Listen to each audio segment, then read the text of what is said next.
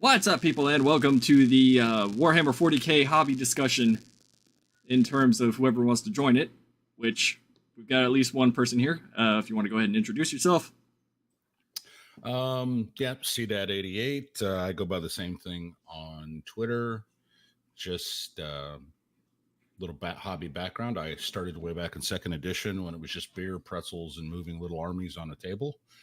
And I dipped back in about a year and a half ago, focusing heavily on learning the lore, just for no particular reason other than I enjoy it, and it drives my wife crazy. So, yeah.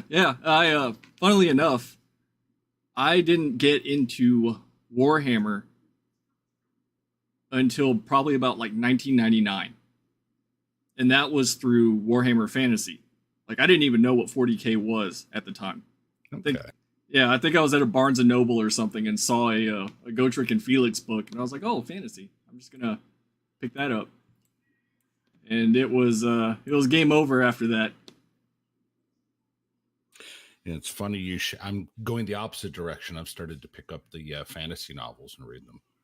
So, they were fantastic. I mean, the entire Malice Darkblade series, the Gotrek and Felix series, which I haven't even touched any of the new ones since they, killed Felix, and now it's Age of Sigmar. So, well, thanks for ruining that. Well, I mean, they killed everybody, That's true. And I refuse to acknowledge the fact that Age of Sigmar exists. So there's that. But that's just that's something I've noticed a lot of, and I don't know enough about it to really dip into the topic or know the difference at this stage. So I've just been watching it all, like the gif of the guy just eating popcorn. Sitting on the side watching the fight.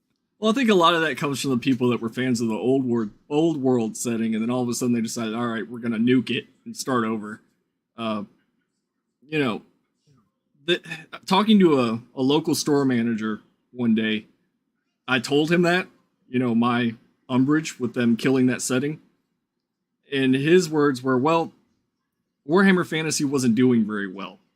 So their idea was to sort of revamp it to bring that interest back so they could eventually bring it back again, which is, I mean, all of that played out exactly like he said with them bringing back the old world stuff. But, it was still a little bit of a heartbreak reading about how they destroyed everything just to redo it. And yeah, you got to wonder about the meeting at the table. Hey guys, we need to go a new direction with this IP. Wow, we're just going to nuke it from orbit. How's that sound? No. Yeah, and this whole thing about, well, there wasn't enough interest in the old world. Look at Total Warhammer, which is... Yeah. I just finally got the third one, and I've been loving it. I'm deep in a campaign now. Yeah, they shot themselves in the ass by going, hey, we're going to destroy this setting, but by the way, here's a fantastic video game that you can play for a setting that doesn't exist anymore. Yeah, exactly. But besides that, that was just my intro to the hobby. And then, of course, once they killed off fantasy, I didn't have anywhere to turn to except for, the 40K setting. And, of course, the first logical thing that came to mind was, all right, I'm going to start with the lore, which you hear everybody talk about, oh, lore doesn't matter. It absolutely fucking matters. That's my new favorite. Oh, and so we already kind of touched on the Twitter fight that's currently going on around that very subject. Mm-hmm, mm-hmm. The fact that the lore doesn't count. I'm like, how can you say that? Well, it's just little plastic toys. Yeah, but then you could make up anything you want. I know some people, that's what they want to do. They want to make up anything they want. I'm like, yeah, headcanon's great. But there's got to be an official timeline, an official path followed. Right, and you have to have some sort of basis for whatever it is that you're doing. And, bringing up the whole headcanon topic, I don't think I've ever seen anybody have a problem with anybody's headcanon ever. No matter how fucking weird it is. And it's when those people are trying to tell you, all right, well, because I like this thing, it should be a thing. And you have to like it. That's where the fight starts. Right. That's where the fight starts. That's what the fight right now. When you have people blatantly saying, I don't care about the lore, I've never read it, and you're a moron if you read these books. And it's like, whoa, why are you even involved with this hobby at this point? You know, one of the more famous comments was somebody who apparently who sticks their nose deep into the hobby mentioned, well, I didn't know Horus had the last name Lupercal. Okay, first of all, huh? Second of all, why are you dragging people for going, are you out of your mind? You know, again, and they're like, well, it's not really important to the modern day game, the 40K setting. And I'm like, except that everything in the Imperium universe is running as a result of 12 years of fighting 10,000 years ago. It's baffling. Yeah, and you know, that is why I started. And even though the 40K setting, you know what, the Horus Heresy books didn't even come out until roughly 2006, I think, somewhere Correct. around there. Right. You know, the setting is already established. But when they give you background for the entire setting, like, quite literally, this is why things are the way they are. For 54 books, not counting the novellas. Yeah, exactly. And not only that, for them to say, all right, this is a start. You know, you talk to most people and they're like, well, where do I start with 40K? A lot of people will say with like the Gaunt novels. Sure. Or Cephas Kane, some of those. Yeah, I go with the Kane. I always recommend the Kane books because he's an ordinary human looking out into a crazy universe. Right. And for me, I always tell people Horus Rising. Yeah, no, I could definitely see that, especially go up to the first 6 books.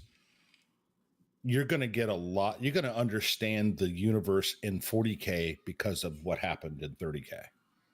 Right. And you know, because they're going to want to know, well, why? Where are all the Primarchs? Why are the Space Wolves like they are? You know, what Blood Angels? What the Dark? What? I don't understand. Where does all this come from? And they're just going to keep looping back to the same sources of lore. Yeah, and you know, it's also asinine when people are like, well, it doesn't matter. It doesn't matter. It doesn't matter. I don't care that you like it. It doesn't matter. It absolutely matters. Oh, hey. And no, hi. So sorry, I just managed to set the voice settings, and not just that the lore doesn't matter. Just look at War Machine.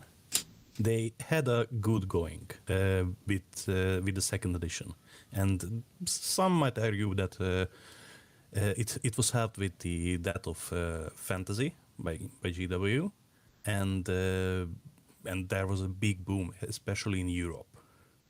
And it was helped when they had their own publishing in-house, and they produced a lot of short stories and some novels with Larry Correa, and they just killed it. Well, you could argue to say the same thing happened with Star Wars when the entire extended universe was just, with a wave of a hand, was eradicated. Yes, exactly. And we're all looking at that hobby. Go, wait, whoa. I mean, for folks out there, I'm old. Okay, I'm old compared to almost everybody involved. I'm going to be 54, so I literally saw. You're still young.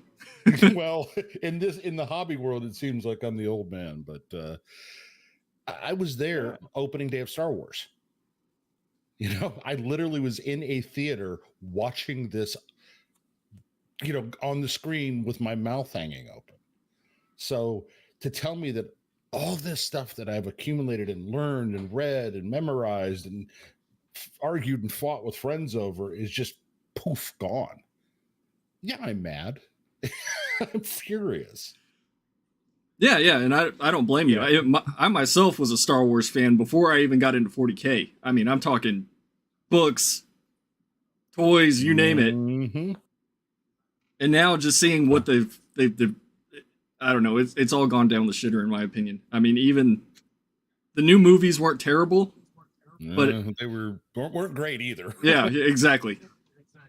They were just a retread of previous themes and movies. Yeah, and the dick measuring contest between Ryan and JJ. well, it's so funny. My wife surprised me one year. There was, I think it was $100 back then, but it was 3 hardback books in a sleeve, and it was like the lore dump of the Star Wars universe. It was an encyclopedia of Star Wars, and I'm like, suddenly I'm squeeing like a kid. I'm so happy. 2 years later, it's meaningless. It's meaningless. Yeah, we're not going with any of that garbage. We're gonna reinvent it all, and I'm like, I'm going to feed you these books the hard way. Well, you always hear this term that they're reinventing the setting or reinventing the universe or making it for a modern audience. Oh, I hate that phrase. I hate it too. It's so disingenuous whenever they use these terms, because what they really mean to say is we want it to cater to a certain demographic that probably isn't the core fan base. They're trying to bring in new blood, as it were. But all you end up doing is alienating the existing fans. Yeah, but with these new influxes, it's always the problem that they think that the old audience is a given, and it's not going to go away. But when you disrespect the audience, it will go away. Well, I love this. My wife and I are big fans of old movies. I mean, old movies. And it just so happened that today is the 81st anniversary of Casablanca. Do you need to remake it for a modern audience? No. That movie is amazing. Yes, in high def, you can see the strings holding the plane and as it's flying into the airport. But you're not focused on that. You're focused on the amazing characters and the actors playing them. So it's just like, it doesn't have to be remade. I mean, they're talking about remaking Twilight. I'm like, ew. First time wasn't bad enough. Not just Twilight. Not just Twilight. The last good Disney animated movie was Moana. And they are making a live action right now. Or planning one. I saw that. There was a lot of grief about the actress picked. Wasn't it the Lilo and Stitch movie? Yeah, that was another one. She was okay. Hawaiian, but not dark enough. But not the right type of Hawaiian, yeah. Yes. Not pigmented enough, or some shit like that. And well, that goes into one of the topics I was going to bring up at some point during this conversation was when you're so politically and identity politics brain rotted that everything you has to match your ideology. That's how you end up where we are now. Well, yeah, I mean that's literally part of the fight that's going on in the Warhammer sphere. The fans, for those that care about it, care in that way, is the holding the line, and they can call it gatekeeping, then call it whatever they want, but it's holding the line of the thing that we love. Why do you have to change it? Well, I want to love it the way I want to. Okay, but what about everybody that's been here that likes it the way it is? Yeah. And I don't get that part. The fact is, I think. Go ahead. Sorry, go ahead. I think it can be described as the main character problem or main character syndrome. That they think that they are so important, they have to be catered to, and their way of thinking is so, I don't think sublime, but transcended that they are there to enlighten us, others. I can only think of along these lines because they have no argument for changing other than that it would suit them better, and that is their preference. And this just speaks to me that they think that they know better, and they think that well, us rubes are too stupid to understand. And the other problem is that they completely think along the lines of I think outdated political preferences, Yeah. and not just. I know it's a hot button issue, but they really have backwards thinking when it comes to politics, and they are so misinformed, uninformed, and uneducated in this regard that that it's absolutely baffling. Well, not only that, it's the whole "if you're not with me, you're against me" mentality that Yeah, that too. pushes. And I say this all the fucking time. It pushes people in the completely opposite direction. Where if you even have the slightest disagreement, then all of a sudden you're a bigot, an istophobe, a racist, you name it. You don't gain goodwill by doing that ever. Okay, for anybody that's seen this, you can see my screen name. Do you think there's anything in there that could possibly trigger anybody on that side of the aisle? Outside of the tanker part. 8-8. Oh, the HH reference. Yes. Oh. Now, they cannot conceive of the fact it could be anything else. Oh, of course, you're a Nazi. I'm like, Yeah. It's the year I enlisted. Well, I don't know anybody that does that. Okay, but you don't know everybody. So, Yeah. forgive me, bite my ass. Well, you should change it. Okay, again, I'm a different generation. You tell me you should change it. I'm just going to dig in harder. Oh, yeah. I'm just gonna dig in harder. I think this is this digging in harder is a universally human trait, because little backstory about me. I studied political science during university. I have a BA from that. When I went there, I was 2 years older than my peers, and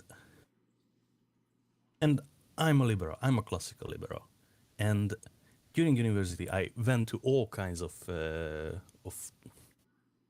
alternative courses. I went to conservatives. I went to lefties. I went to socialists, and I tried to learn from them to broaden my my horizon, so to speak, and I've seen my peers, and they were so set in their ways at 18 and 19 years old, and they followed their like I don't know, like a horse pulling a cart, just in a straight line, and I don't know where I was going. Fuck me. Well, just how you said it's a universal trait. So Yeah. So from that, yes, and there I was always, I'm a liberal, and when they tried to push me in one way or the other, it was always, I'm a liberal, I don't care, fuck you, and always, and later in life, this comes down to, as always, during university, I had opinions that I wouldn't have voiced because of societal pressure from my peers. And right now I'm 35, and when the tankies and the others come, I stand it full-chested and say, yes, commies are not people. fair enough. And, Yeah. and the Pinochet Airways had the right idea. And I don't really care what they think and what they think about me. I'm still a liberal, but they pushed me so hard and they went so far to the left and to the right that I say, fuck all of you. And Yeah, and I think going with what you're saying, I think a lot of that has to do with age as well. You hear a lot of this crazy shit coming out of people in their 20s. You have the few that are our age or older. Me, I'm 38. I'm fixing to be 39. Mhm. So see, that's still the oldest in the room here. But you know, Oh yeah, well, yeah. I was gonna say you're. Oh, geez, how old is she now? My daughter. She's. I shouldn't even say that in case she listens. I would bring it up her age. She's not that much younger than you are. yeah, you know, I'm fixing to be 39. My wife is in her early 40s. You know, she's obviously older than me. Oh, You you're know, gonna pay for that one. you know, I know. one of the one of the things that you hear coming out of these people, oh, well, you're a bunch of incels. You don't have anybody that loves you. You need a relationship. I You need to love get touched that by one, a yeah. because I an love that overwhelming majority of the people that align with myself and you guys are older people, typically in relationships or married or have kids or grandkids. But I think a lot of that comes from life experience where you're listening to half the shit that these people are spouting and you're going, that's not going to work. It doesn't work. See, I kind of like being Yeah. age. I can reply to them and go, "What year were you born? What does it matter? I'm just trying to figure out you might be mine." And I got some questions, and that just sets off the fight. I can tell you that right there. So, but I think there is an old bomb mod. I don't know who said it, but it goes like, you are heartless if you are young and you aren't a socialist, and you are stupid if you are old and you are not conservative. I mean, I that want to say and- Churchill, but he may have cribbed it from somebody else as well. So Yeah. I'm not sure who's the originator, but I see it on myself as well. That I still see myself as a liberal, but I'm starting to gravitate towards positions that are usually reserved for conservatives. well, I mean, if you think about it, I see no problem in it. I see just it was Disraeli. maturation. It was Disraeli. Israeli. Yeah. So right country, wrong time period for me.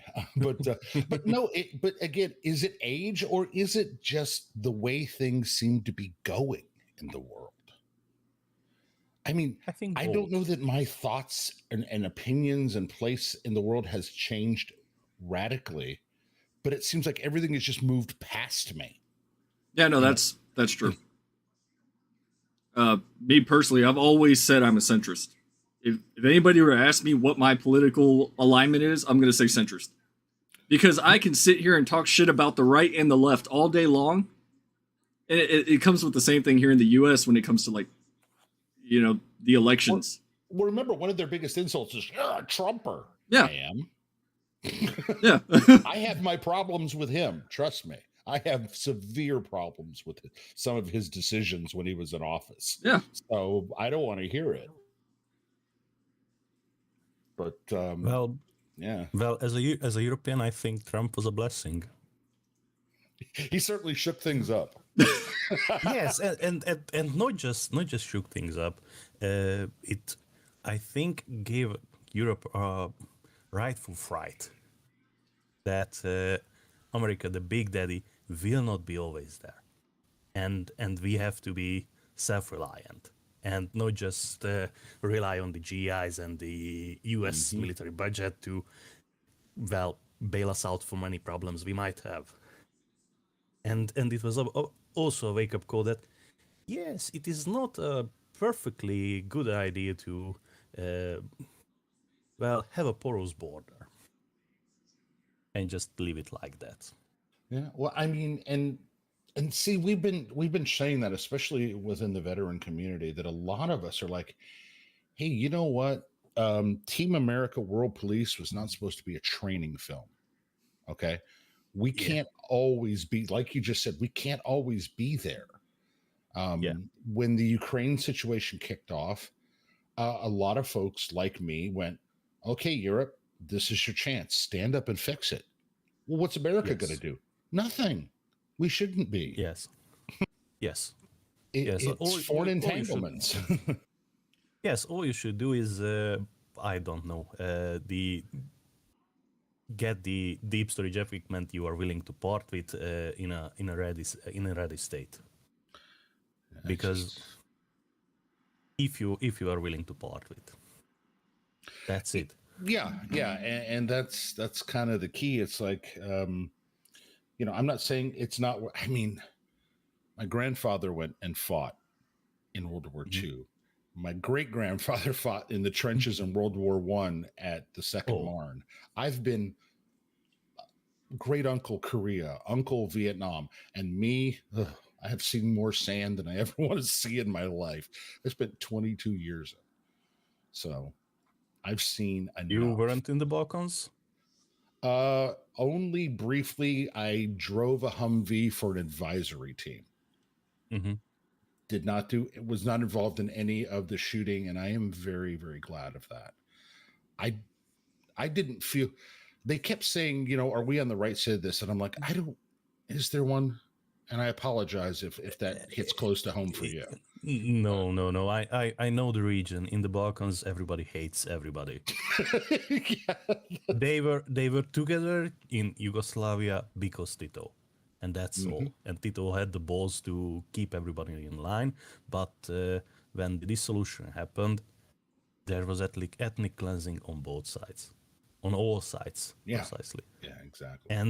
And there were no good guys. And you see in The Hague, today they are still trying to entangle who did what and when. And great statesmen from there have blood on their hands on all sides. And a lot of them died in prison. You don't mind me asking, and if you want to just give a rough approximation, but what part of Europe do you hail from, just out of curiosity? Eastern. Okay.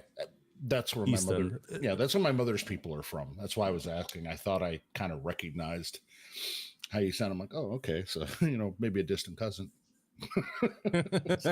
They only came over a few generations ago. So they, my grandfather was a young man. He had his little brother, his mother, and his father, and they fled in 38. And I'm pretty sure we can all know why they fled in 1938.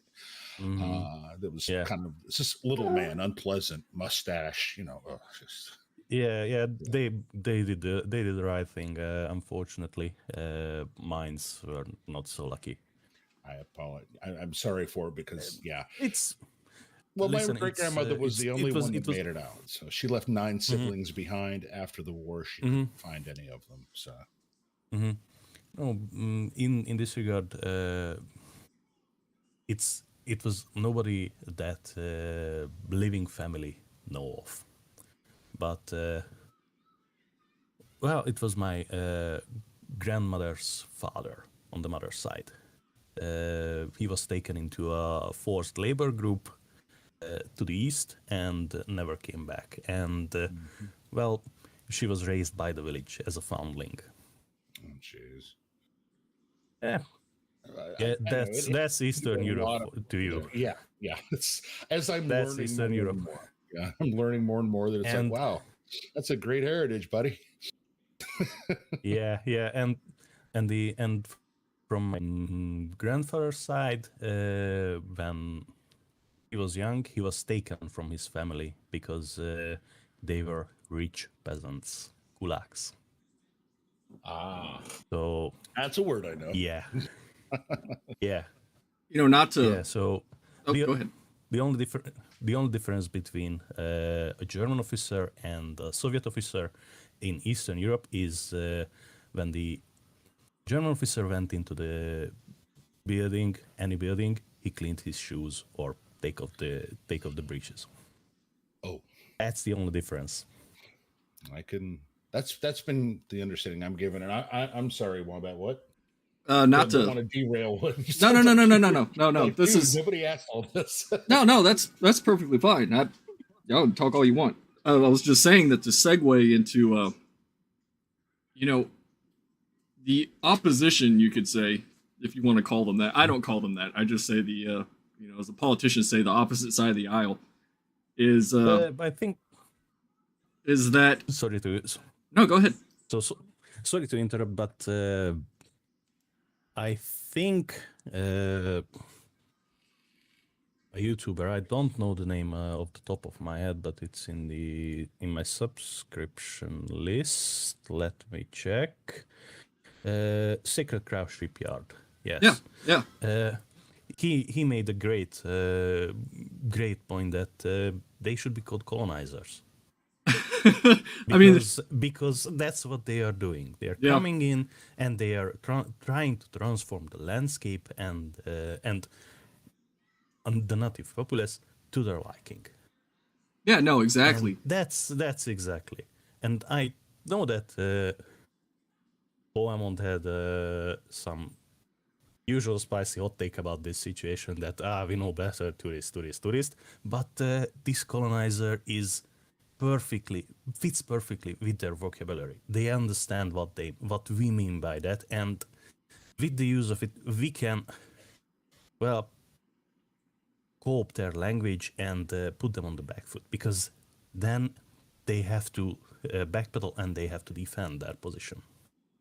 Yeah, they would. I mean, you have to acknowledge it, and that's where, going back with my original point, is that it seems like the people on the opposite side are more homogenous than the people they claim to be against. And if you look at all the people that love 40K as a setting, I mean, it doesn't matter if you're black, white, European, American, Australian, it doesn't matter. Male, female, trans, you're always going to have people on this side, our side, to say that are diverse.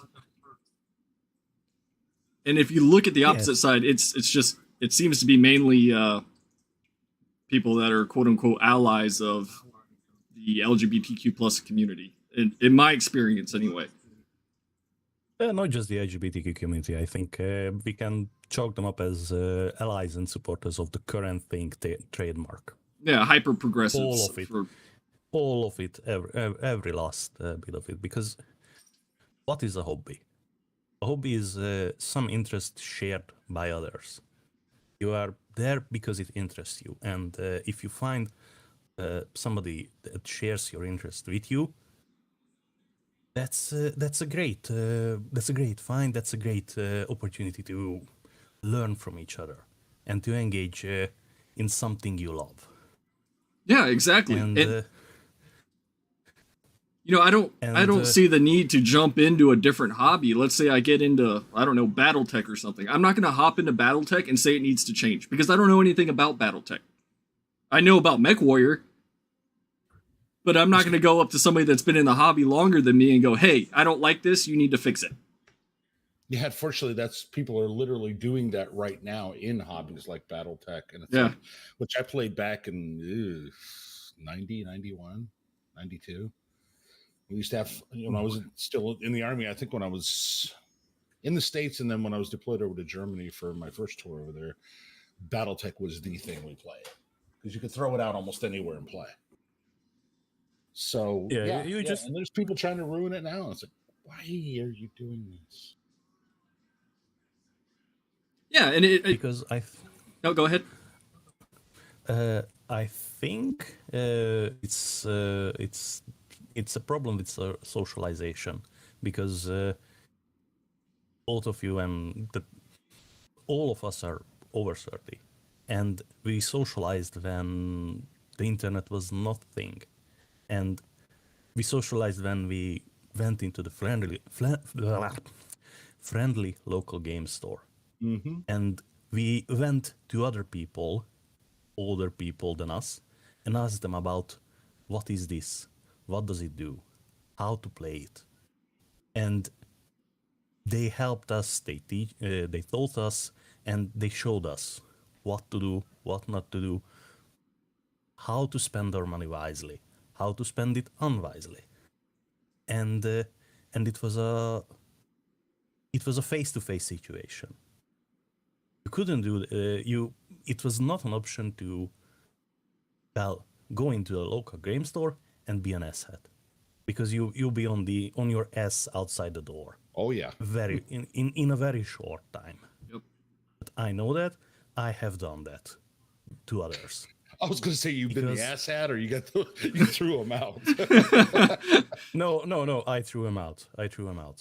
For in Warhammer 4th and 5th edition in a local game store. I was running small points tournaments every month in the weekends, and I was running. And I was running introductory games first for 40K, then later for 8th edition fantasy, and the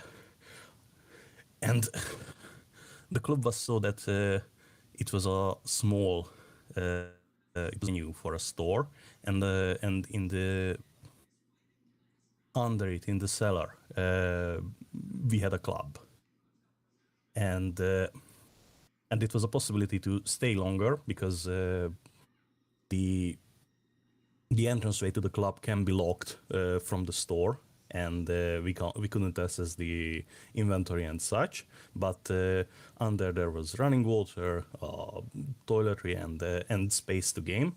And every day there was somebody with the keys to the back door, and we let people out and closed up the shop. Yeah, you had like a TTRPG dungeon. Yeah. yes. It was a fantastic little place, and I remember that maximum capacity was 24 people. So in a small cellar, 12 gaming tables, and at every table there was every time it was full when I was running it. So it was a really good experience, and there were always new kids that came in interested, and it was always a very friendly, it has always a very friendly, very welcoming atmosphere, and it was always, hey, how can we help you?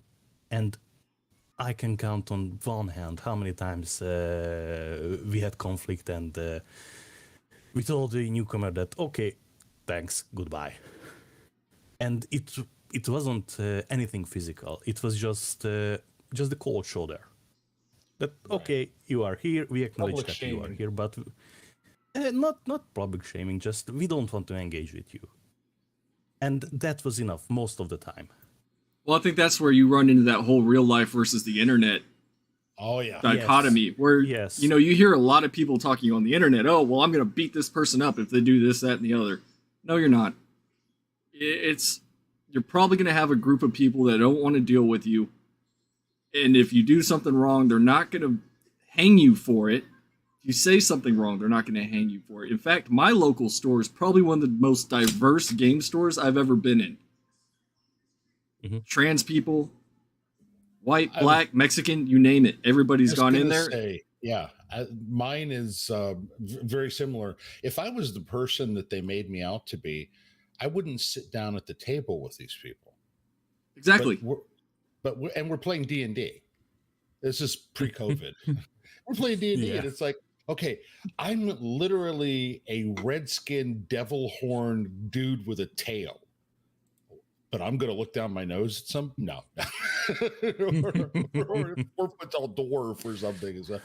And that's what I was like, you call us these horrible names. Oh, yeah. You don't even know, and you don't know us. That's and my biggest gripe. Oh, yeah. And they're like, well, you say horrible things to us. I'm like, you don't know me, but yet you hang tags on me that frankly, I don't think you even understand what they mean. And, not to break any terms of service, but we both know what they are. One rhymes with the word Yahtzee, and, fascist and everything else. I'm like, you don't. I said, what does fascist mean? Well, here's a link. No. Explain it to me. Break it down Barney style. Explain it to me. What does it mean? Well, you don't know. I'm asking if you know. And they got really ticked off. And I'm like, okay, so you're throwing a term at me I'm not sure you even understand. So I'm just going to give it all the thought that it deserves. Click, mute. Yeah. And And sorry, not just that, but and this really fucking bugs me every time when they just willy-nilly throw around these descriptors that you are this, you are that. Yeah. If they know their history, they'd know that if you overuse something, if you denigrate it to a level that it means nothing, it will lose its power. Oh yeah, I think they know it, And but they don't think that's what they're doing. Yes. The biggest problem is that you are right. They don't know that they are doing it. They just think that they are so fucking righteous that that they know what they mean. But I don't know. A friend of mine, we were discussing, and I said, you know what the scariest thing about all this is some of them think they're right. Oh, they absolutely think they're right. And that's the scariest thing. And not to bring up more modern politics, but as we're seeing right now, as a certain place in the Middle East tears itself to shreds, you're watching things that I'm like, wait a minute. They played this game 80 years ago. Yeah. And I'm like, and I'm not saying you got to pick a side, but also you're treating people as less than human. And you feel you're justified in doing it. And that's the part that scares the hell out of me as a history major. It's like, are you missing the part where this has happened before and it tore the world almost in half, socially? And not just that tore the world in half. This played out since 48 multiple times. I don't know how many times. Every time one side was the aggressor and the other retaliated. And yes, there are shitty things that happens on the West Bank with settlers and such. But to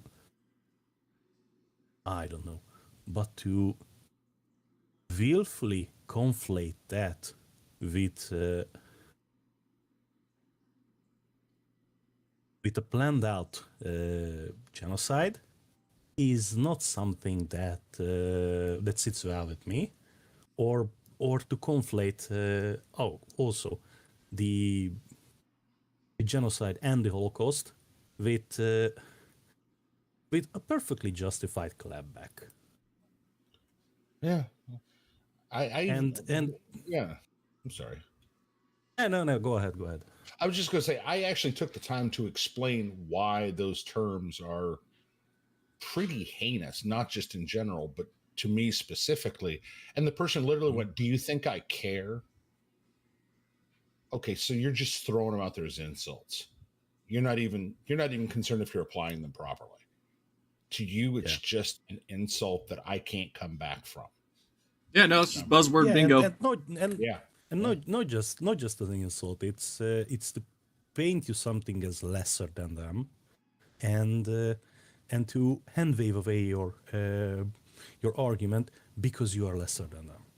Yeah, that's the other part that fucking bugs me. A couple of days ago, I had an interaction, and an absolute brainlet tried to prove it that in '38 the Poles and the Germans were allies in carving up Czechoslovakia. Oh God, yes, I've seen that argument. It makes my head hurt. And I can think of a couple of Polish guys I know who would love to hear this argument and love to meet this gentleman.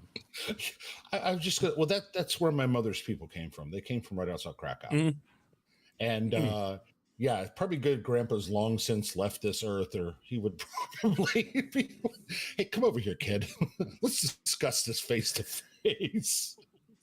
And not just that, but the sheer fucking stupidity. Yeah, it is stupid. That the appeasement in Munich was anything but an appeasement, and they say that because and the Molotov-Ribbentrop pact is something to, I don't know, hand wave away. They probably What the don't know fuck? it. They're on Reddit. Okay, you can understand their entire knowledge does not come from sitting in the library like we did, a bunch of book nerds learning the stuff. To them, it's a cut and paste thought process that comes from sources like Reddit. So when you Yeah. challenge them on a point by point, they don't know how to respond because Yeah.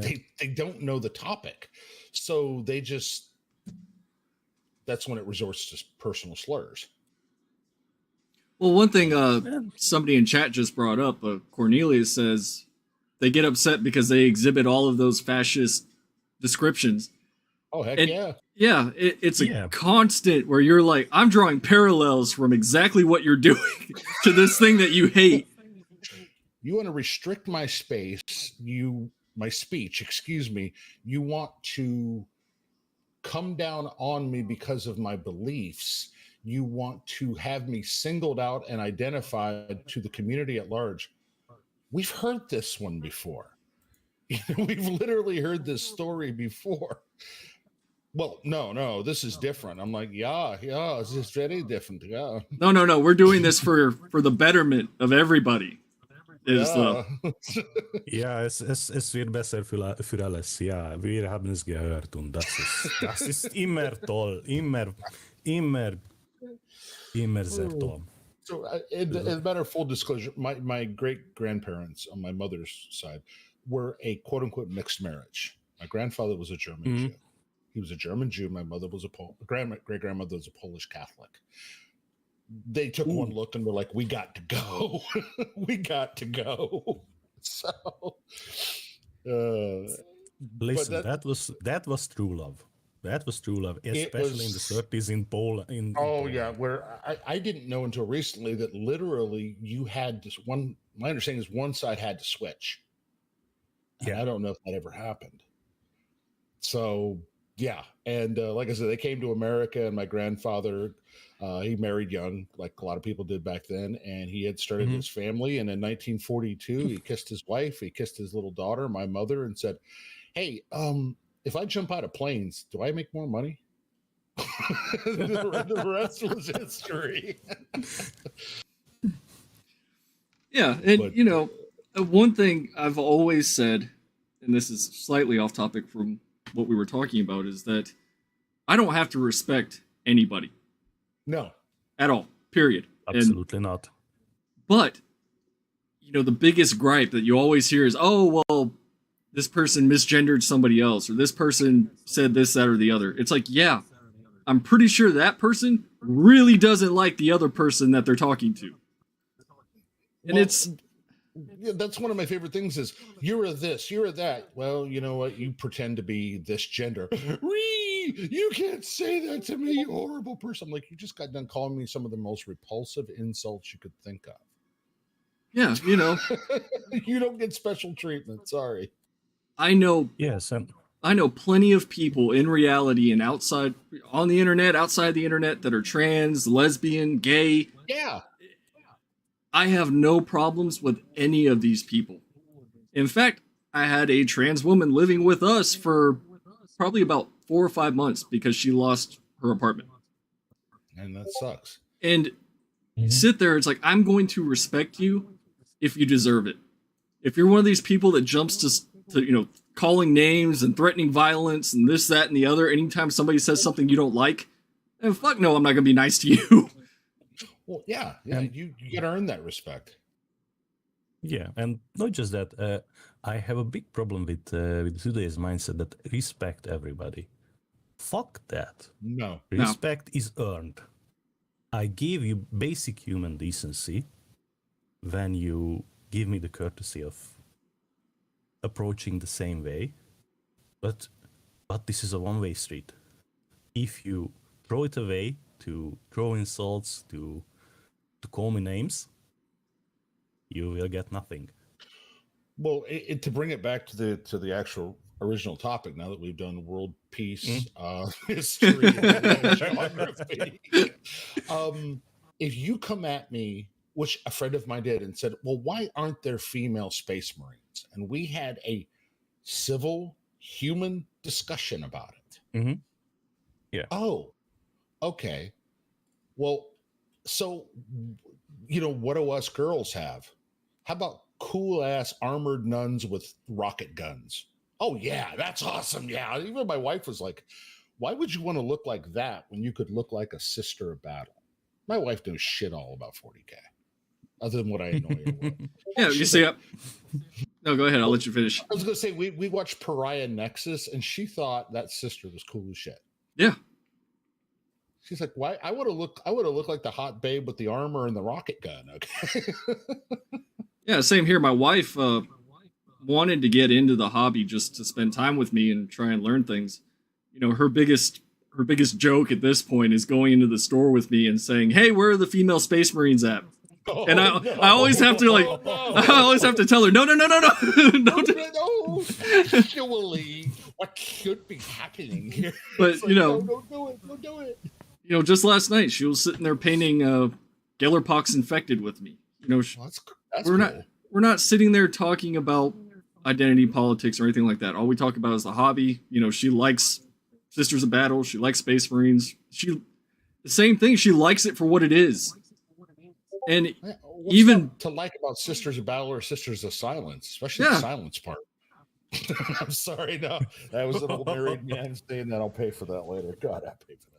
Well, you'll never hear them talking about the actual female characters in the setting that deserve to be talked about. Exactly. The ones it's the whole Ellen Ripley thing all over again. Oh yeah, how there were no strong female leads until like Brie Larson showed up as Captain Marvel. No, Jennifer Lawrence came along. Jennifer Lawrence. She said, "I'm the first strong female lead." And I'm like, well, what was the other one? Yeah. The first black superhero, and Blade's just giving you that look. Yep. Like, bitch, what? Yeah. Yeah.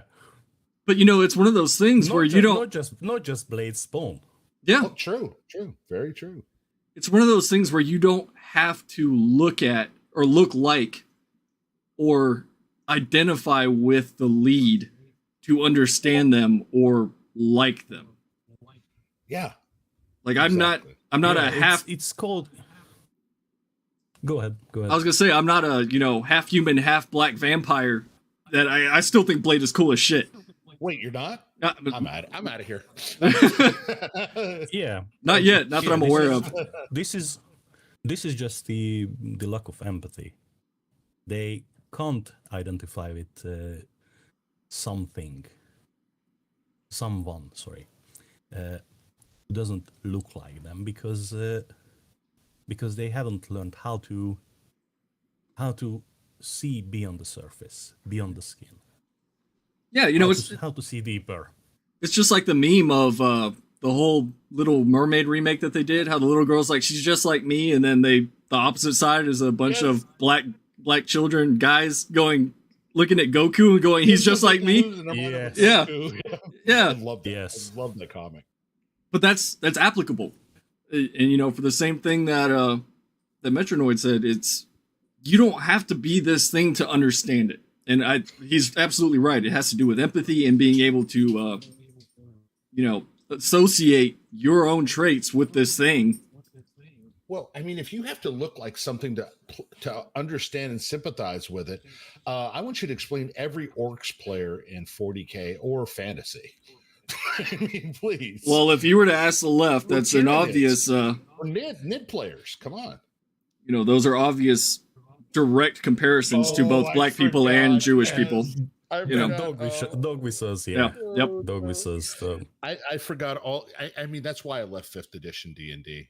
When it started going down that road, and I'm like, I know I can have it my way at the table I want, but they've broken the game. I'll come back when it's in shambles, like I did before when I came back, and said, okay, yeah, I'll put some money back into it. Let's get back into it. Because I played 0E. Christmas morning, 1977 was my first D&D game. I was 7 years old, and I played 0 edition, the old chainmail single-player adapted rules. I didn't even know what I was doing. I was just throwing dice. I mean, literally, I had an older cousin going, just shut up and sit down. What am I doing? You're playing a trigger warning here. Fighting man. Yeah. Fighting man. And just when we tell you roll the dice, oh, okay. And that's it. I had the bug. So Yeah, this is how it starts for everybody. They find something that hooks them, and I don't know. I think it's the problem is that I think the problem is literature, science fiction, fantasy, whatever you call it. That the written word is how can I say it? How can I say it to make it sense? There are so many genres to cater to a very specific demographic. Young adult this, young adult that. Yeah. And all the bullshit from the to the geriatrics. And everybody can find something that caters to them, and they don't have to think or don't have to feel with a character that is not like them. yeah. I'm not a yuppie from the 80s in New York, but I can enjoy the American Psycho. Yeah. Hey, just to pause real quick. But I'm not going. I'm sorry. I'm not going to run around and kill hookers and store them in the fridge, for example. But I can enjoy the. In case the FBI is listening, he's talking about. Yeah, no. I wanted to pause. Wanted to pause because Danjal's in the chat and he wanted me to ask you if that was etched on stone tablets or if they invented paper back then. Papyrus. Oh, there we go. And Yo Mama.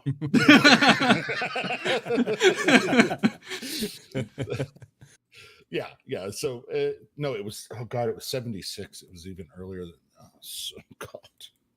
It sounds so horribly long ago. Tablet. Yes, don't. Ye old Dunjanians and Dragianians. What quill pens. Oh, so it was translated and wasn't in Latin. Yes, exactly. It was translated from nerd to English. Oh man. You know, of course they're trying to go after Gygax again. I don't know if you saw this. That yeah. And yeah, Gassimon and the shit takes. And I'm just, it's like, look, if you don't like something, don't watch it. Don't read it. Don't interact with it. I hate Marvel movies after about Endgame. I don't watch them. Yeah, same. It's very simple. You know, I'll see what people are talking about and be like, all right, that's dumb. But, you know, I'm not going to sit there and talk shit about something that I have no desire to even interact with or... Yeah. And that's also interest. If you have no interest to engage at any level beyond the surface with something, don't do that. Find something that gives you that endorphin that from the engagement that you achieve something.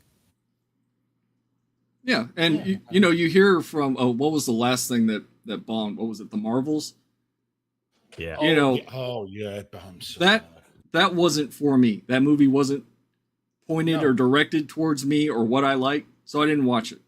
But of course, because it bombs, because the core audience that stopped around the same time you did with Endgame, well, now it's because, oh, you hate women or you hate this, that, or the other, or not enough women showed up.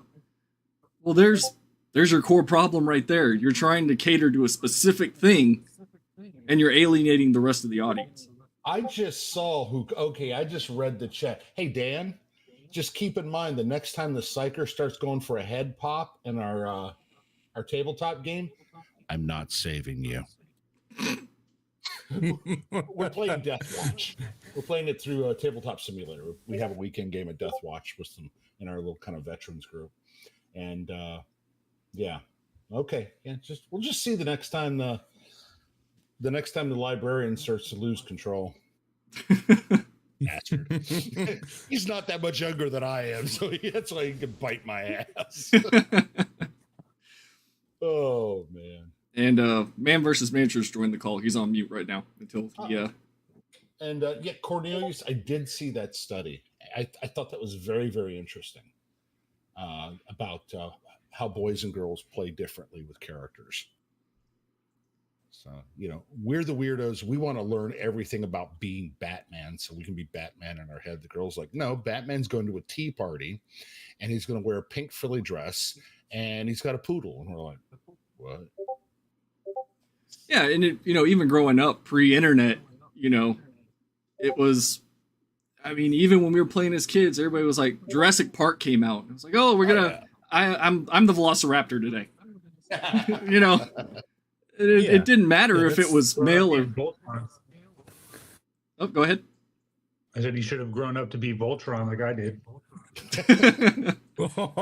See, for us, it was Star Wars. Everybody wanted to be Luke Skywalker. I'm like, look, wait, Han Solo's got a spaceship and a pet monkey, man. This is cool as shit. I want to be Han.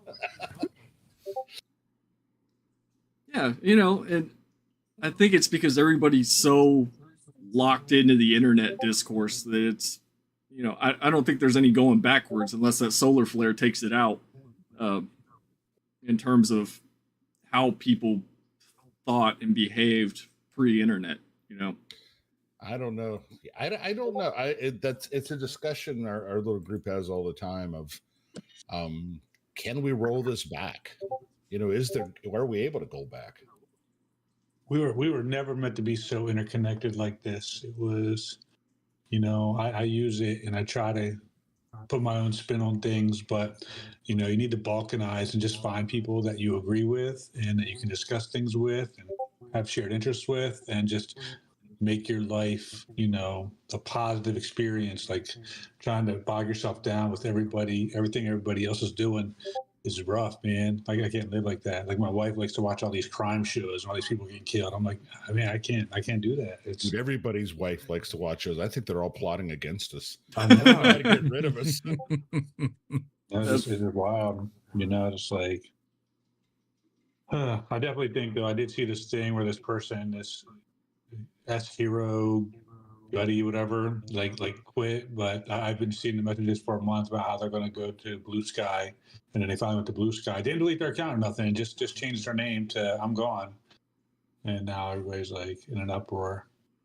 Well, okay. It's really easy. That. No, go ahead. Not just that, but.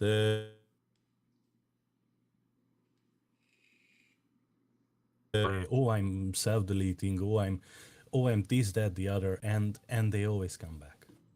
They always come back because they get the dopamine from engagement on the phone. They get the dopamine when they get a notification that somebody liked this tweet, somebody else, how are you? What can I do? And that's it. That's all of it. Performance. Well, it's also this blanket. Because some sock account said some mean things, therefore it's all of these people. There's a major problem. Oh, the Warhammer 40K community has a Nazi problem or a fascist problem, or a hatred of the LGBTQ community because some anonymous account said some shit, and then somebody decided to leave.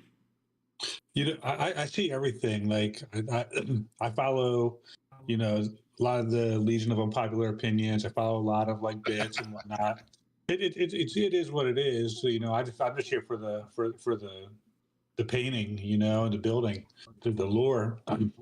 But I see these things, and it's like I haven't seen any attacks like on a trans person specifically. I do see no female space marines, which is like the Wicker Man.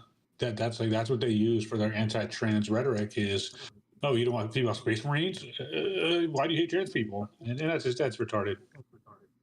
Well, it comes back to that, what we started with of, if people that are fans of the Imperium are Nazis and fascists and whatever, then why do you want female space marines? Yeah. I mean, if you're going to sit there and talk mess to people that play Krieg or people that play Black Templars or then why do you want it? Why are you here? What is it that you want exactly? But so the funny thing about that is, like, I think Bitshammer did a post earlier where it was like, all these people that want Vulcan to come back, but they think he's a good guy type of thing. It's like, why?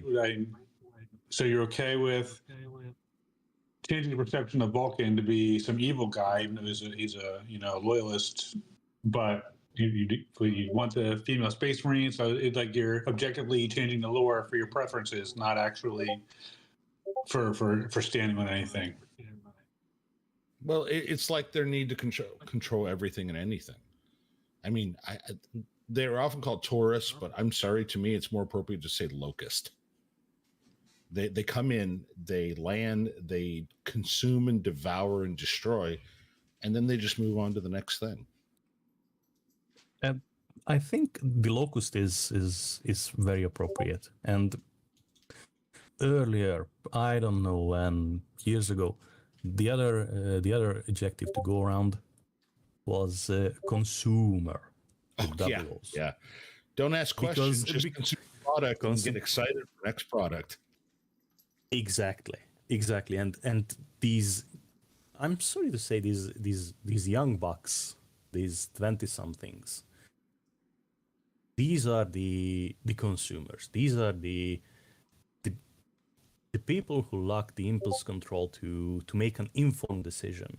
They are just jumping in, jumping out, spending the money they don't have, and building collections they don't need, or from things they are not interested in.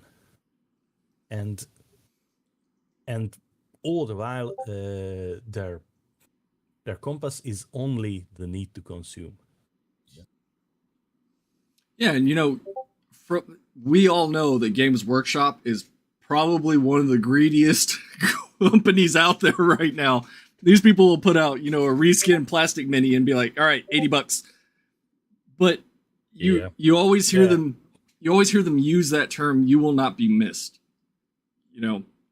All because that one line. Will be, though. Exactly. I saw that flesh eater core box come out today that they put the pre-orders up on an odd day, and it's like, what, you didn't put the magistrate in there, you sons of biscuits.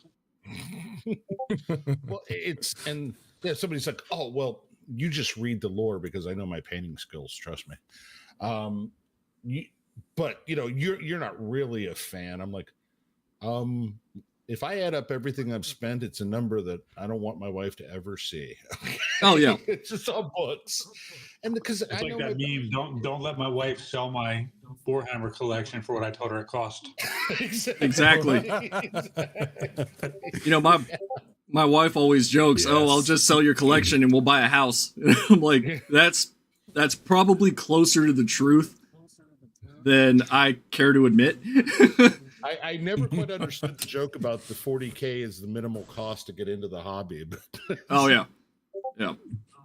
When you got video games, books, oh jeez.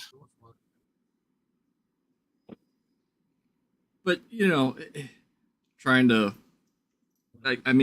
touch on so many things at once. It's, you never hear from, I guess you would say, our side, that we're trying to push people out, or that we don't want new people to enjoy the hobby. Yeah, that's moronic. Why wouldn't you want new people in a hobby? But you will see that all the time. Oh yeah. From buy what you want and paint it however you want. That's your right. You can do it. Yeah. And we talked about this earlier, that kit bashing and all that, headcanon, all of this is fine. If that's what you like, I mean, who am I to tell you otherwise? Yeah. I'm literally going to buy a Sisters of Battle regiment and paint it up like Night Lords. So that's going to be a thing. Cool. Ooh. That sounds. You need to post that. That sounds cool. You need to post that. It's going to be the Night Ladies. Well, it's like when somebody, and I don't know how far they took it. Remember the Misters of Battle? Yeah. And they put like heads on them with top hats and monocles. And we're all like, oh, that ought to make the chuds mad. Oh, we were laughing. We were having that also is the same as the Hello Kitty Marines. Yeah. Everybody knows it's a fucking joke. I don't want my granddaughter see to ever see that, or I will never ever have another dime to my name. She's going through a Hello Kitty phase right now. So You know, yeah, oh boy, it's like 40K for little girls. Yes, and I've seen those armies on the tabletop threading out with the legs, with the arms, and the big fucking Hello Kitty. Yeah. And it's fucking hilarious. And it breaks the Grimdark. We know it's not canon, but it's funny. Just like the Misters of Battle with the monocle, with the top hat, and with the mustache. just to say, But Man versus Mini, you're really missing an opportunity to call them Ladies of the Night. Oh, Shoot. Man, that's stir the pot. Y'all gonna make me spend this just cash now. God damn it. Hey, that's what we're here for, man. We're just fellow addicts, encouraging each other. Yeah, enabling. plastic crack. It is, and The telling thing though is like, if you don't mind, I'm sitting here washing dishes, but that's how I get to keep buying my plastic crack. But the telling thing is, like I told you guys, like that I follow like woke accounts, and not one of you said like, "Oh my God, get this guy so out of here! Get this guy out of here! He's a traitor or whatever." You know, you just kept having a conversation. Whereas if this forum was different, and I said, "Oh man, I followed Chudheimer," I would have been muted and booted immediately. So yeah, if you're not flying under the radar, you're gonna get smoked. Yeah. Well, I mean, it all goes back to that whole thing. I'll go full tilt into somebody that wants to call me names. You know, I don't care. I don't know you. You don't know me. And I'm not pulling any punches. Yeah, exactly. I have no, you always see like Bitshammer has what, 30, 40,000 people blocked at this point. Not anymore. He's I removed them all. I have. Now he's got to do them manually.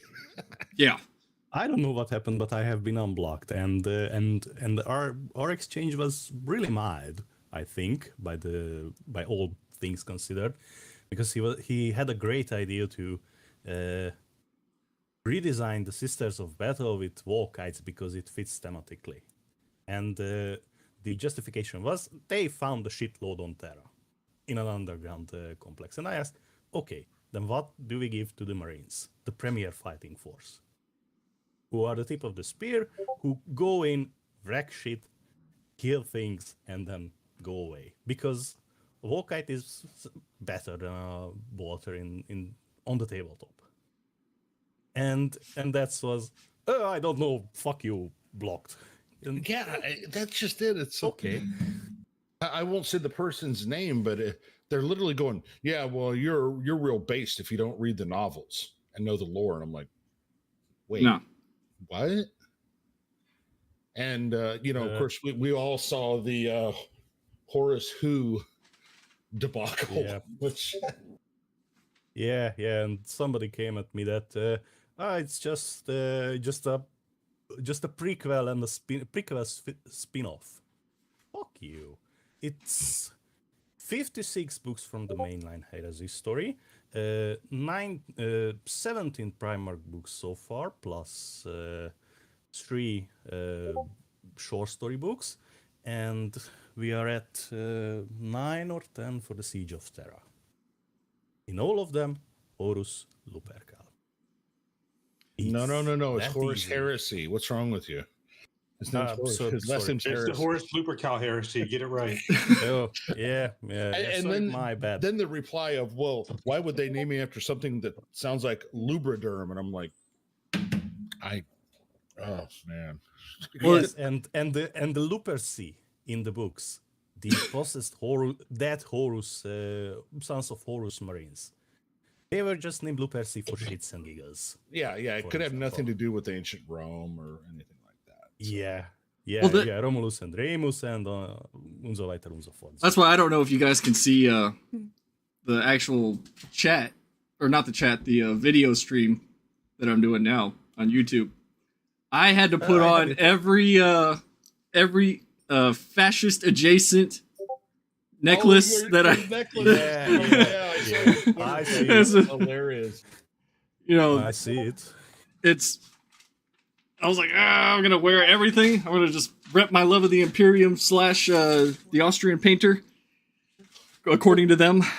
Well, I was going to say, remember when they were doing the double-headed eagle? That's Nazi, and I'm like, that's Hittite. do you even know what that means? Well, Yes, whether it is or not, it's a fictional setting with its own set of rules, its own iconography, everything else. Not everything has to be adjacent to real life politics. Oh, that's their life. They have no life outside of their midwit politics. Reddit bubble. Yeah, the Reddit bubble. Absolutely. And if you want to insult them, call them Tumblrites, because that's what they are. They inject everything with their weird porn addiction and their weird politics, mostly tanky politics. And I just want to reiterate, that's all they have. Go ahead. I'm Switzerland, I'm a conscientious objector. I'm here in good faith to have a conversation. I'm not representing either side. I love you all. You all do great things for the community. You keep it going, keep it talking, you keep collecting. I love it. Well, I think it's easy to have a conversation like we're doing now, regardless of who believes what. As long as you're capable of having a conversation, which a lot of these people aren't. They just don't know how to deal with people. Well, remember the famous Bohemond debate? Bohemond and crap. Shay. It was Shay. Yeah, the Bohemond Shay. And how that got twisted completely out of control. Oh yeah, I saw a video of him. I think that they superimposed Bo's conversation over like Nazi Germany imagery with Erica playing in the background. It's like, come on. If you're going to be disingenuous, you're going to be bad faith, I don't want to fucking talk to you. And that's what it boiled down to. It's like, guys, come on. You've got to learn something. You got to learn another word, okay? Well, not just that. This is also what we talked about earlier, that this is not how you behave if you are developed in a social setting and inside your head. You don't you don't clip out pieces from a conversation and superimpose on them German marching songs from the 30s and the 40s, because that's uncalled for. And if you do that in a setting where everybody is present and you are not behind the monitor, the minimum is that you are going to get punched, because you deserve it for that. Well, if you had a valid opinion, right, that wasn't just bias and empathy, and it was just like it was based on facts. Yeah, you feel a certain way about it, and you're allowed to. But if you're having good faith arguments, you would never need to warp, distort, because the truth would always be on your side. That's exactly true. That's exactly true. Now, like I said, if they want to sit down and have an honest, open discussion about it, and you cannot, we can't, the lore can be changed. It can, but it's not. So to think otherwise is pretty disingenuous. So, because obviously, as we know, it has nothing to do with wanting female Space Marines. It's just a matter of wanting to destroy a little piece, kind of a it's about power. Yeah, it's destroy the linchpin. Yeah, and I apologize, guys. I missed that last half of that. My husky decided to start destroying things. It's all right. Dog's gonna dog. Moon is gonna moon. Yeah, I love those. It's like having a furry, demented toddler running around. I grew up around German Shepherds, and my wife never really dealt with them. I'm like, think of the most brilliant destructive toddler. I said, that can open cabinets, but somehow when they get in trouble can look at you and you'll just go, okay, yeah, fine, you destroyed the house, I'm sorry. Yeah, accurate. Accurate. You know, first day that we got him, we had to leave him alone for, I don't know, 30 minutes. And forever, you bastard, that was forever. He tore up the carpet. He ate the foam padding that's under the carpet. He ate the baseboard. It's because you were gone all forever. Literally 30 minutes, and he ate half a pizza. So only half. Only half. Was it very hungry? I'm sure the other half. But at least he gave you half the pizza. Yeah, he left me the other half, thankfully. Yeah, he loves Dad. You know, he saved half a pizza for him. But, you know, getting back on track here, it all boils down to this side versus that side, which I know Man vs. Mini says he doesn't want to take sides. And me personally, I don't like taking sides either. And in fact, as I said, in reality, I'm friends with people across the entire political spectrum. Like, I don't care what your political ideology is. I don't care what your identity is. I really don't. But it all boils down, and both sides do this. We all know that. Both sides will just ruthlessly attack each other because, as we said earlier, nobody knows how to have a conversation. And the ones that do, if they even try, and I've seen this from both sides, you know, it always ends up just turning into like a name-calling contest instead of what it should be, which is this. I kind of wish I'd never got back on Twitter. I had a 2.5-year ban because when COVID first kicked off, I had a somewhat disparaging comment against an actress that was advising people on health issues, and I simply pointed out, you're a Hollywood pretend player. I put this much more crude, but you play pretend in Hollywood. I really don't think we need to listen to you for health issues. So yeah, and I mean, that's how I feel about anything. All these people are like, well, this celebrity said this. I'm just like, I don't give a shit. This guy, I don't know this man. Why am I going to base my ideology and politics on what, you know, Mark Ruffalo has to say? Especially Mark Ruffalo. The simple thing I go by, when they start disclosing how much they're paid to endorse, then I'll follow what they say. Right. Oh, yeah. And that comes from a lot of social media accounts. And I'm going to stand by this to the day I die. It wasn't until a couple years ago that I came to the conclusion that media in general is the enemy of the people. I have never seen so much division caused by like these paid accounts, by mainstream media. It's like, what? How did we go backwards to where now everything's just a propaganda machine? Real quick, whoever said that they regret going back to Twitter, I beg you and implore you to reconsider that. Twitter is like setting up to be the greatest social media platform ever. I mean, you just to be able to get real information, real time from anywhere in the world. You know, it's not like Facebook.ca, .ch.me. You know, it's Twitter or X. You know, I still call it Twitter because I'm a Twitter guy.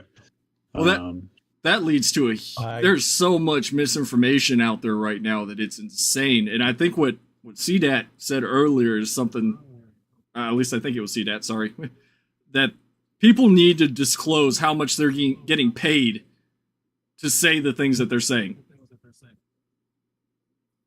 Oh, that was me. That was me. Yeah, and I don't think that's ever going to happen, unfortunately. Yeah, that right there would tell me whether or not listening to you is worth it. Oh, no doubt. I don't think that you also have people that have like all their skin in the game, foot on the ground, in a position, in a location, that are able to tweet real information in real time, and there's no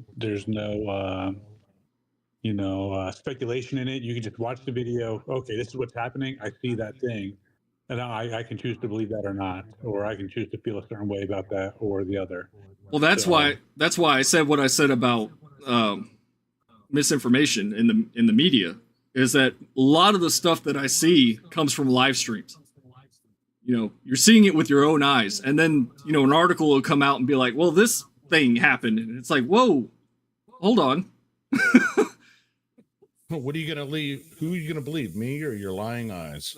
Yeah, exactly. Exactly. Well, it was during all of the Antifa garbage years ago. That's when I first Oh my God. I encountered Andy No. And he's right there. And he's reporting, and they're saying, "Oh, that's not true." I'm like, "What? The dude just recorded it." Okay, they were burning a building down. That didn't really happen. Yeah. Oh? Yeah, I was watching that too. I was watching them burning shops before they got to the police station. They're like, "Oh, well, they didn't burn anything down." The fuck they didn't. I saw it happen. Well, my favorite thing is like right-wing lunatic Kyle Rittenhouse, right? This is like my favorite point of contention because Kyle Rittenhouse is a self-proclaimed liberal. He's never been a conservative. He's never been right-wing. Yes, he believed in owning a gun and firearm, but he's still very much a liberal. So when they say, "Oh, this right-winger," and then they're putting him up with the trans shooter from the Catholic school or the Christian school, whatever, you know, that wing, right wing is like, dude, that's not even the case at all. This is misinformation right here, and I'm surprised that they get community noted because Kyle is a liberal. He votes liberal, and he voted for Joe Biden. He says he will vote for him again. Is what it is. Well, you still have a whole bunch of people that think he shot a bunch of unarmed black people, and it's like, and you could show them the video. Yeah, in real time. Reports. They don't want to hear it. Yes, and see that you mentioned ending no. During 2020, I found, not earlier I found, but during 2020, Sofia Narwitz. I don't know if you heard about her. Yeah, I'm familiar with her. Yeah, she is great as well. She is great as well. You know what's funny is that Narwitz started out as a games journalist. yeah, she still dips her toe into there every now and then, but she still has her spine. We can't like Sophia Narwitz. What's wrong with you guys? Oh, yep, I forgot. She's one of the bad ones. That's right. We're not allowed. I mean, did you not read the bylaws? Yeah, sorry, I have to go back in time and misgender her. Sorry.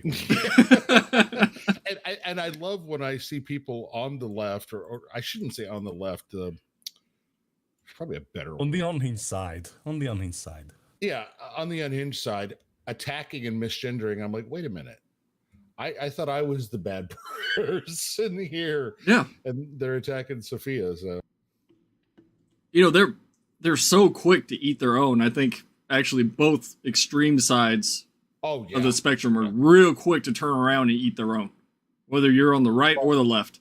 Yeah, I've been called an America-hating liberal. He's the rainbow by making Dumbledore homosexual, but then she's now like the perf hive mother or whatever I think they call it. Yeah, but don't mention Please Rolling because I hate how she tries to retcon everything into those 7 fucking books I love. Yeah, and that's like I said, and what she said is, they'll eat their own. And I had one guy turn on me and screaming at me on Twitter about being an America-hating liberal fascist to turn on his own country, and I'm like, wait, what? I mean, liberal fascist is a contradiction in itself. That's not a thing. Yeah, it's just, I don't know. It's just kind of almost. It'd be funny if it wasn't so crappy.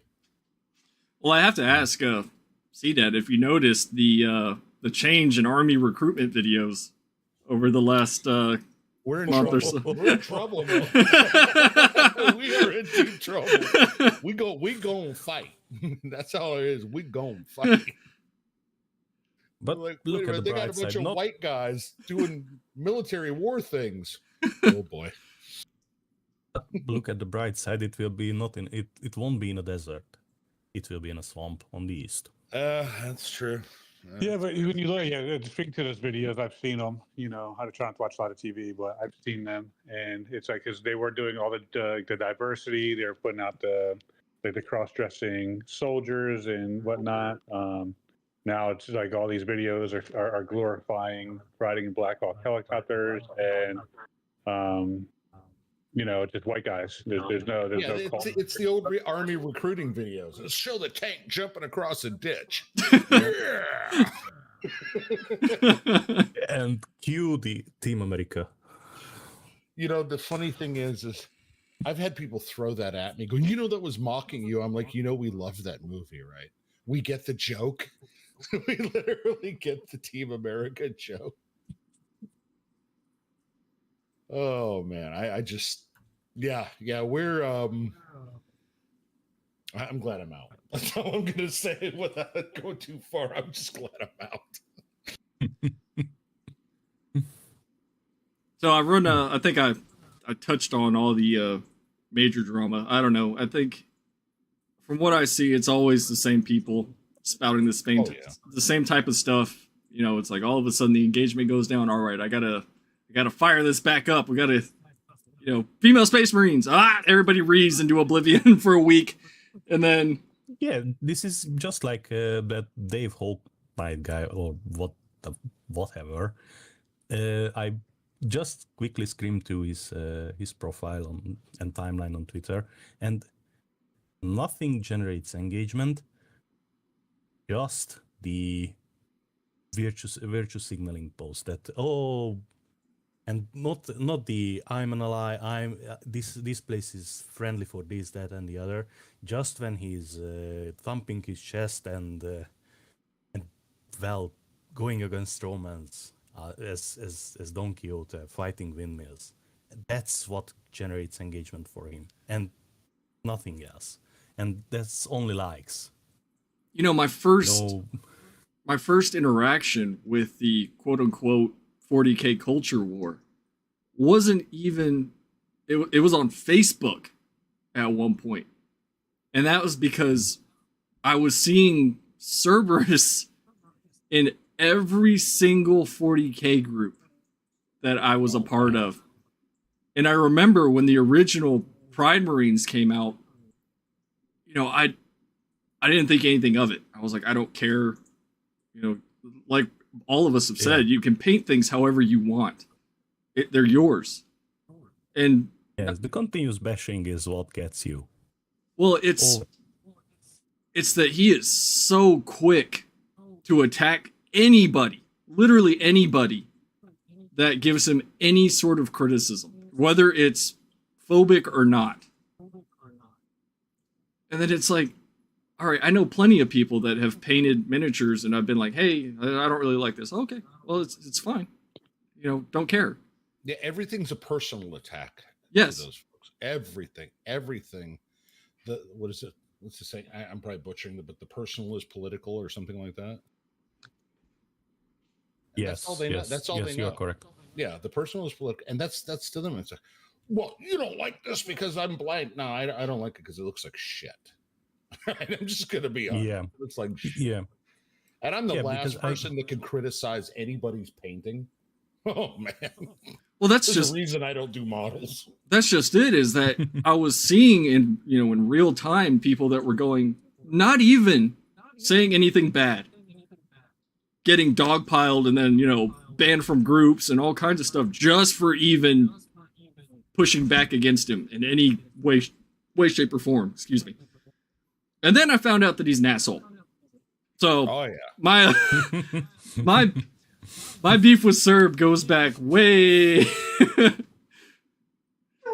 Yeah, bits is one thing, but Serb is a whole different animal. You're right. And again, it has nothing to do with identity politics. It has nothing to do with political ideology or any of that. It just has to do with him as a person. And he's just rabid. I just don't like him. He's just like a rabid animal. That's what I can think of. Because the guy can paint. I give him that. Oh, yeah. Because I've seen that he started painting 3 years ago, 2020. And he can blend. But That's all. That's all. It doesn't No. buy him some sort of super, consideration. Yes, not just that, authority. Because on Patreon, on YouTube, you can find guys who can blend and who can do pigments and battle damage and decals and everything. Far Yeah, better. I've seen 14-year-olds in hobby stores that can paint incredibly. It's like, and I'm not taking Yes. anything away from them, but it's like you either have the skill or you don't. And yeah, you can develop and improve it. And I will be the first to say I don't have it. Can't pretend to have it. But what I see from his paint jobs is he plateaued at a level. He can paint, he can blend really good, but that's all. And he, well, he's a one-trick pony in this regard. And in my eyes, this, as you said, does not give any authority, any special privilege. You can paint, okay, good, and the shitty painting guides you push out are just ripoffs from Mangal, basically. With that, he does blend very well. He does. It's glazing is I think the way he's doing. He's not. He's not really smoothing anything out. He's applying the layers and glazing them together. So I had a very short conversation with him, and he does it well. But when everything's the same, are you really learning anything? Are you Not improving yourself? Are you pushing yourself? Right. Yeah. Everything's the same. He does it very well. I'm not knocking it, but are you painting for display just to keep adding to your profile banner, or are you painting for purpose? I think part of it is for some of these people, this is the first time they've gotten recognition or attention. Yep. And I know that sounds like a quote unquote boomer thing to say. I don't care. I mean, some of these people, I don't think they've ever been singled out to, hey, you did a great job, or the opposite, that they've spent their entire life being told they're special. And then they get out into the real world, and the real world says, no, you're pretty much like everybody else. And they just cannot mentally handle that. I think it also goes along with, I'm a part of this group. Therefore, I need to fight for it tooth and nail, despite there being bad actors in every group. You know what I mean? Oh, yeah. And I'm sorry, I'm going back into politics because, this all ties together, is that one of the things that I've seen from people that are either hyper left or hyper right is that they never call out their own bad actors. Right. Exactly. And that's how you function. You got to get rid of the fucking creeps. Otherwise, people are going to see these people and be like, this is representative of a whole. Just like people Go ahead. No, I was going to say, just like people I see that misgender Shay. I know why they're doing it. They're doing it because it gets under their skin and they don't like them. Her. As a person. See? I even have no problem gendering whatever they want. Is they don't like that person. So they're going to do everything they can to get under their skin. I have no way of knowing whether or not in reality that person would see a trans person on the street and not call them the correct pronouns outside of one interaction. But with that, like we talk about bad face actors on your side, on the Chud side, like I see guys like Purifier Israel, right? I like his content. He puts some stuff out there that I chuckle at and whatnot, but it's constant, like all day long, just venom.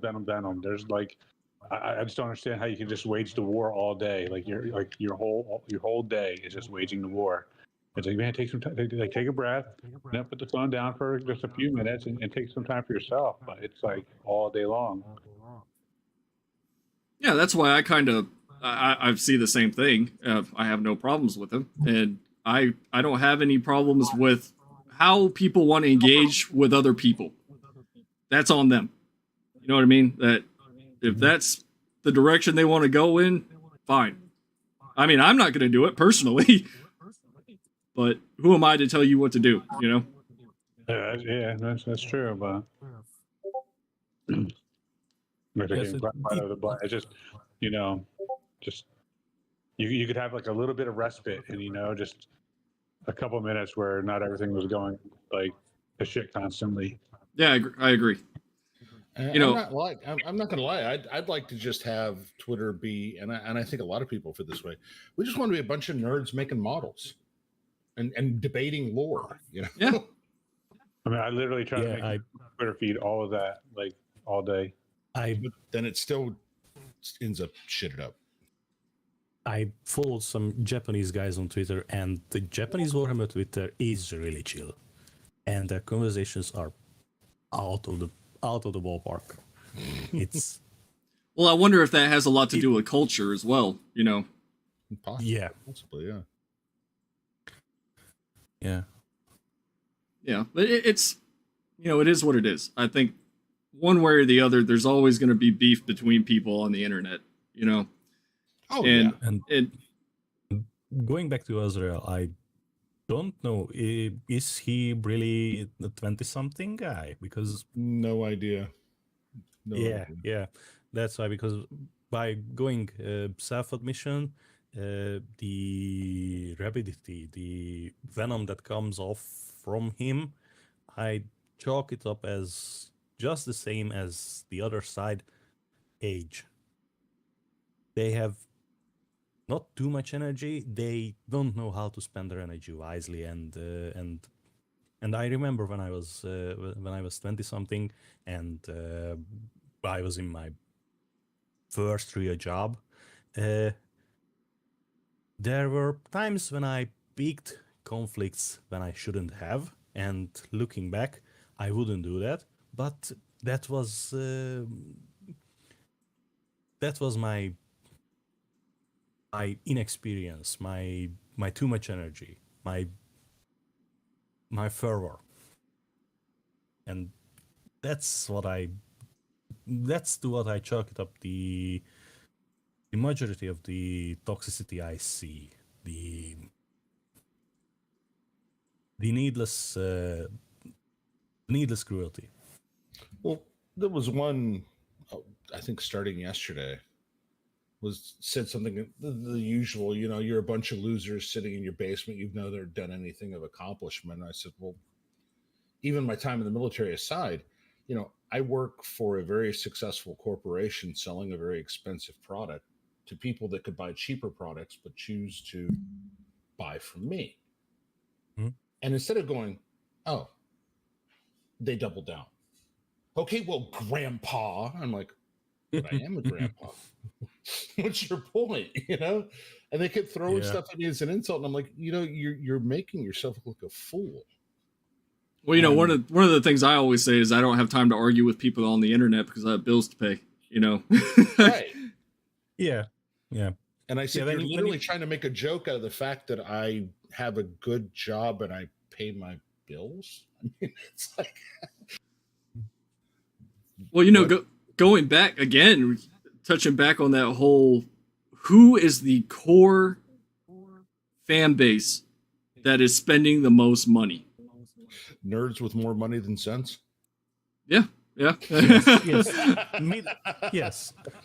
But Middle-aged or older men who are interested in argument building and that the other side makes is, well, you could have more people spending that money that are objectively being pushed away, whether they are or not. But I don't think that they either are or they will spend it. We're seeing that in D&D now. Right. Yeah. Oh, definitely. You're seeing it in D&D. You see it in the movies. You're seeing it in. I think men's makeup was like a big thing that's bombing. They come out with these men's lines of eyeliner. Oh yeah. No thanks. And the market's not just not. Oh, I think the only thing that kind of caught on was like the men's capris. I have seen some like dudes wearing those. But it's we know Wombat's got capris on. Wombat's got men's capris on.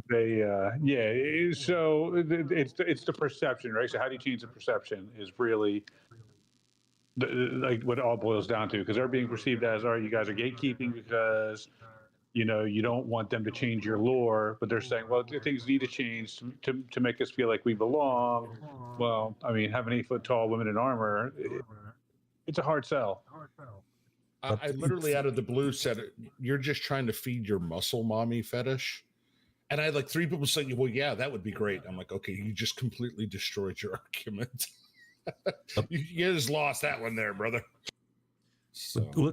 Ultimately, I think it comes down to interest. If you don't have the interest, and you can't manufacture interest in people who are not inclined to have that.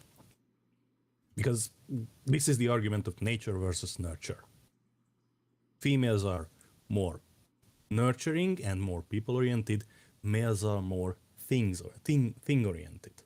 You can find males in a typically female profession like nurse, but the majority are female. And you can find engineers in a typical male profession like. Well, you can find females in a typical male profession like engineers, but since it involves things, the men's are the majority. And if the females look at tiny little plastic dudes, overpriced plastic dudes, who have to file, put together, paint, and then haul around in big ass suitcases, yeah. To play with other sweaty nerds in a dungeon where there is no air conditioning, it's going to turn them off. I mean, you're assuming that they're sweaty. What if they have a gland problem and they can't produce sweat? Then they are dead. Overheated nerds. Yes. I'm sorry. Yes. I think some people have put it best when they say is Warhammer is for anyone, not for everyone. Yeah. I think agree with that. I think that applies to every single hobby. Is you get into it because there's something that you like about it. If you get into something just because it's, the cool thing to do, then do you really enjoy the hobby, or are you just in it to, to reshape in it to win it? Say, oh, I was a part of reshaping that thing. Yeah. And it all boils down to people wanting to say, I won, or we won. Yep. And that's not healthy for any hobby. I don't care. What if I go into golf and say, no, I want to play this with a baseball bat? People are going to look at me. And you are not playing golf. Okay, Happy Gilmore. Yeah. Then it stops being the thing that it was that drew people in to begin with. And and that's we've seen so many hobbies, and I know I was bringing back to D&D, but 5th edition streamlined and made everything very simple, and then the wonder of the internet made it so you literally don't even have to know what the character sheet is. You click on numbers on the screen, and people are flooding in. But is the game better for it? If there's any D&D nerds out there in the audience, probably screaming at their screens right now. But then you have to ask, is the game better for all this? And I don't think it is. Well, it's a matter of, can you change it for the better or not? Whether it's truly for the better. Both sides of that, because you're just like we say, you're free to paint your minis however you want to. You're free to run your D&D campaign however you want to. If you want evil dark elves, have all the evil dark elves you want. It does go both ways. But when you go to somebody else's table and say, no, you must, I think that's where the problem is. And I mean, imagine if they suddenly made 40K more streamlined. And I know they have one-page rules and things like that, but literally just said, you know what? We're going to take away all this complicated stuff, and we're going to make it all digital. And you're just going to click on an app, and it's going to make all your rules for you. Is it a better game? I mean, stop. Well, I mean, it will be easier for the orcs players because they don't have to haul a bucket load of dice. True, very true. No, but I guess you kind of see that in like World of Warcraft, right? Where we used to have all this ability to, really customize who we are and who we want it to be. But then they started pushing like, okay, we're going to make the men are a little bit more feminine, the women are going to be a little more masculine. They really jumped into the social engineering aspect of the video game culture, and they took away all the math. So there is no more. You are what they say you are. You don't get to customize. So that goes back to your adding numbers to an app and getting rid of dice rolls. Yeah, and I mean, I was never hardcore into WoW, but I was a cata baby, I guess, as they call them. So, but yeah, and I've dipped into it a couple times, but I find it kind of bland and vanilla now. And that's just my personal thought on it. But well, I mean, I know we talked about this already, but you see it all over because everybody's saying, we want to bring more people in, a more diverse group of people, which is kind of hard to do if the fan base is already diverse. So now you don't want diversity. You want this 1% of the population that, is the flavor of the month. Yeah, and especially in Warhammer, like even from the time I was buying books, from the time I stepped into the first store I ever went to, I was like, there's all kinds of people in here, old, young, male, female.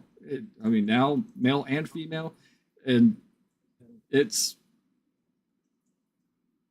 already there. People just need to start flipping the script on like these companies, and when they start pushing this stuff, and just say, well, why weren't you as diverse before? Why did you start this company not being diverse and not thinking of everybody? And when you start having those, reverse intent conversations, which nobody goes into business saying, oh man, I want to go into business and exclude half the population. It just doesn't happen. But Yeah, on the flip side is they're putting you through these extreme branding measures, trying to make you feel guilty for, oh, you don't want us to change this. Why are you this way? Why are you a phobic? And you really just need to reverse the conversation. Like, well, why didn't you start the company this way? Why didn't you include these things if this was your stance? So, and then maybe they'll realize how silly they're being with these. Well, to me, it's the I don't remember who drew it, but it's the kind of meme comic of, I have created the thing. Yay, the thing. And then the one person says, I do not like the thing. I want you to change the thing till I like it. Okay, I've redone it. Now it's called Thang. And everybody goes, what is it what I wanted? I don't want that thing anymore. So he turns to the one person that wanted to change. He says, will you buy the thing? Not really. I wasn't interested at any point. So I just, I think that's where these companies are at. We've seen enough in the news of companies that changed to Thang, and they've gotten kicked in the teeth for it.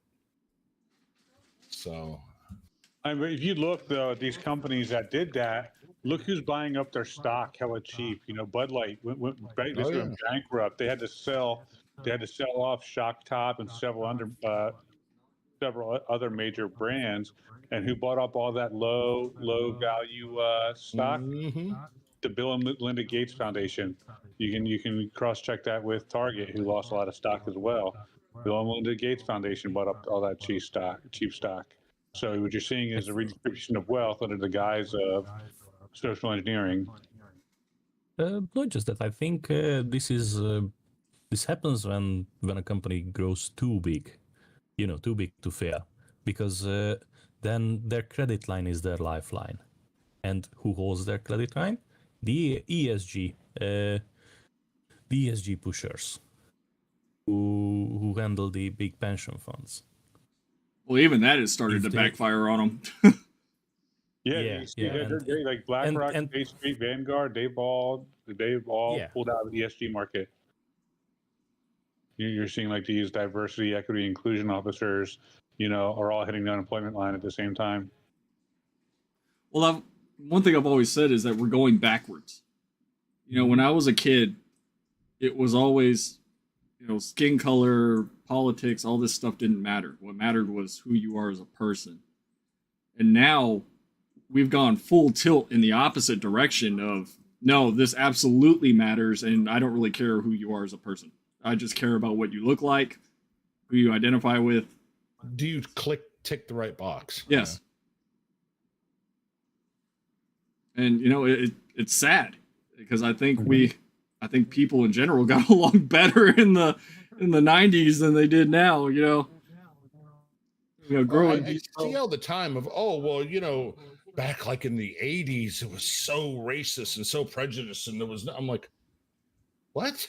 Well, it's like No, this. wasn't. Ready? Nobody cared. They left the Quaker Oats Yeah. man on the oatmeal container, but they took like Uncle Ben, Aunt Jemima, the landlady. Poor Aunt Jemima. So I mean, you're removing representation from like store aisles. But Mrs. Butterworth was supposed to be an old fat lady. She's still the glass bottle of that. What's the joke? The Land O'Lakes butter. Typical. They took away the Native American and kept the land. Yeah. It's like Jesus, what did I just walk in on? Train wreck. It's been going on for 2 hours now. And Torolf joined the call. Sorry if I butchered that. No, you got it. And it's it's just I don't know. Again, I'm if we can roll it back or if we can reach a common ground, what's that going to look like? With who? The Well, weirdos. I would say with everybody at this point. Yeah. I don't know that anybody is not disagreeing at this point.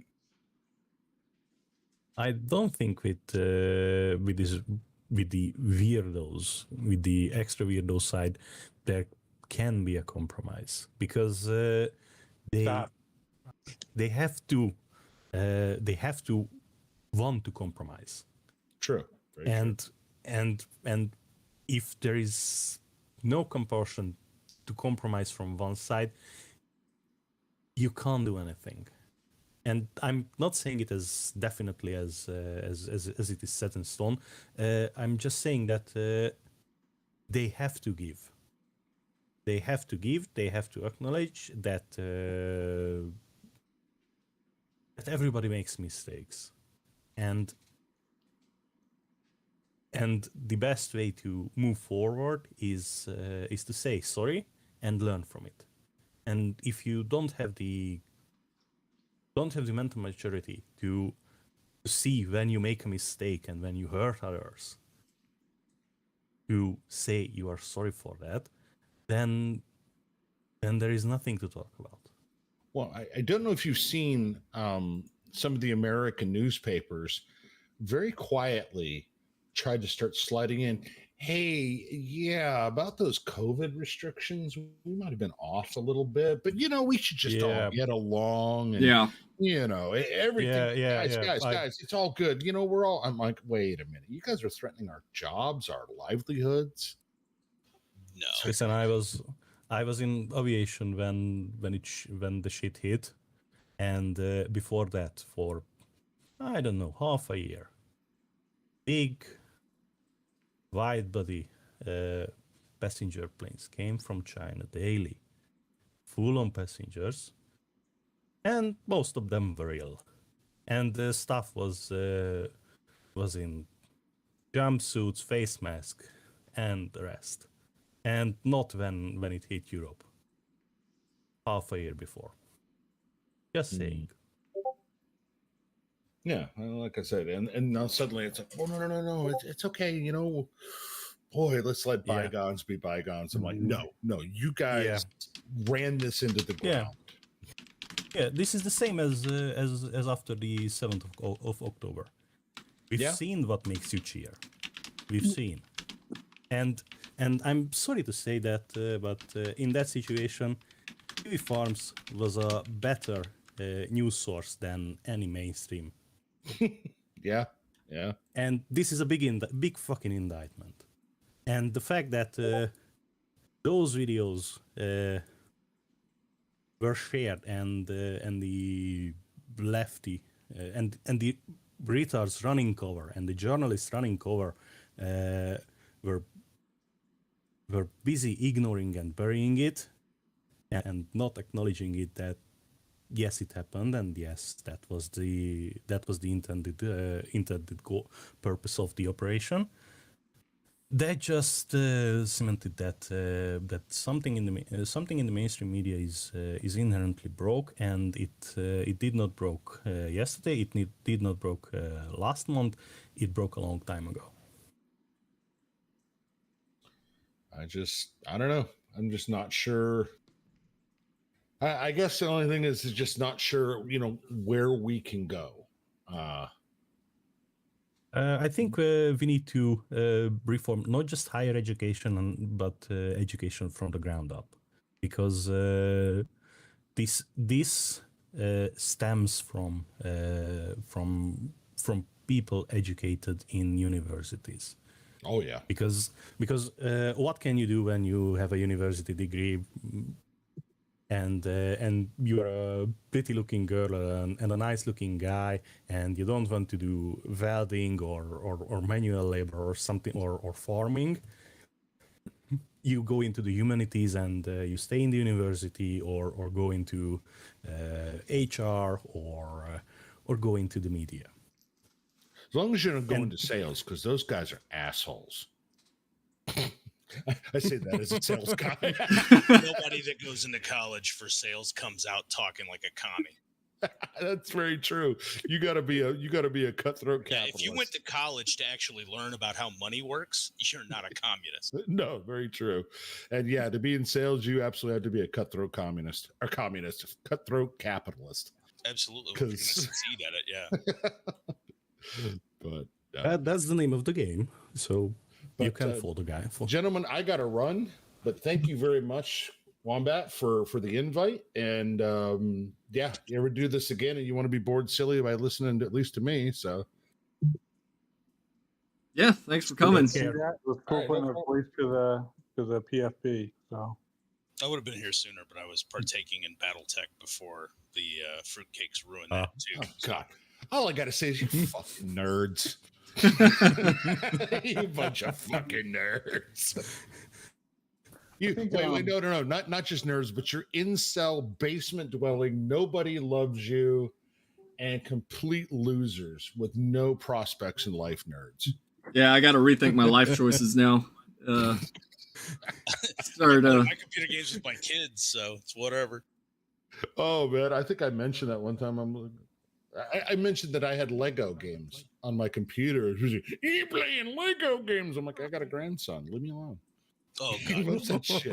He loves those damn things. My kids won't touch those games. If there's not blood, gore, and viscera, and people suffering and crying about something, my kids won't play it. Well, it was you should introduce them to Dark Tide. That's the other game that we've been playing actually the last couple of weeks. So my kid's got a zealot with a thunder hammer. Just loves running around smashing everything in the face with it. That's why I have Ogren. Ogren is best. Ogren is best class to play an entire game. Stay behind me, tiny human. I will keep you safe. I do love that game. So anyway, take it easy, guys, and we'll talk to y'all later. Yep. See ya. Take care. Ciao. So going to the solution, what if they say if GW came out and said, all right, we're going to make 8-foot tall women in full battle plate. It's not Space Marines, it's sisters. You know, we're going to come up with some story where Belicarius Call is like able to engineer through, whatever. Would you be opposed to having 8-foot tall women in full battle plate? We're talking about female Space Marines? I mean, no, they'd be sisters of battle. Oh, I don't care what they do to sisters. They can make whatever they want up about sisters. Sisters is great. It's its own faction. Have at it. Go nuts. Perfect. That's the common ground. So nobody's ever appeased that. Approached that. Well, yeah, but that's the argument they make for female Space Marines is always that Space Marines are the poster boys of the IP. That's why they want that. They don't give a shit about sisters. They don't really give a shit about the IP. They just want representation shoved down everybody's throats and everything that they touch be conformed to their ideology. And if you disagree for any reason, you're a bigot, a transphobe, or whatever the hell the buzzword of the day is, and you have to be burned at the stake. Well, again, I think it's already been mentioned that they say female Space Marines and it being the poster child because that's literally all they know. They don't know anything about the hobby. They don't give a shit about the hobby. And some of them might, to be fair, but the vast bulk of the Mind Hive, like that person that just posted that they're going to be doing some expose on Shay and whoever else getting railroaded the last couple of days on Twitter or whatever. Those type of people don't give a shit about the hobby. Well, they've flat out said it, and a lot of them make they don't even try to hide it, that they don't care. Yeah. So the goal isn't to make the hobby better. The goal is to infect any popular media with their ideology so that it becomes normalized everywhere. That's it.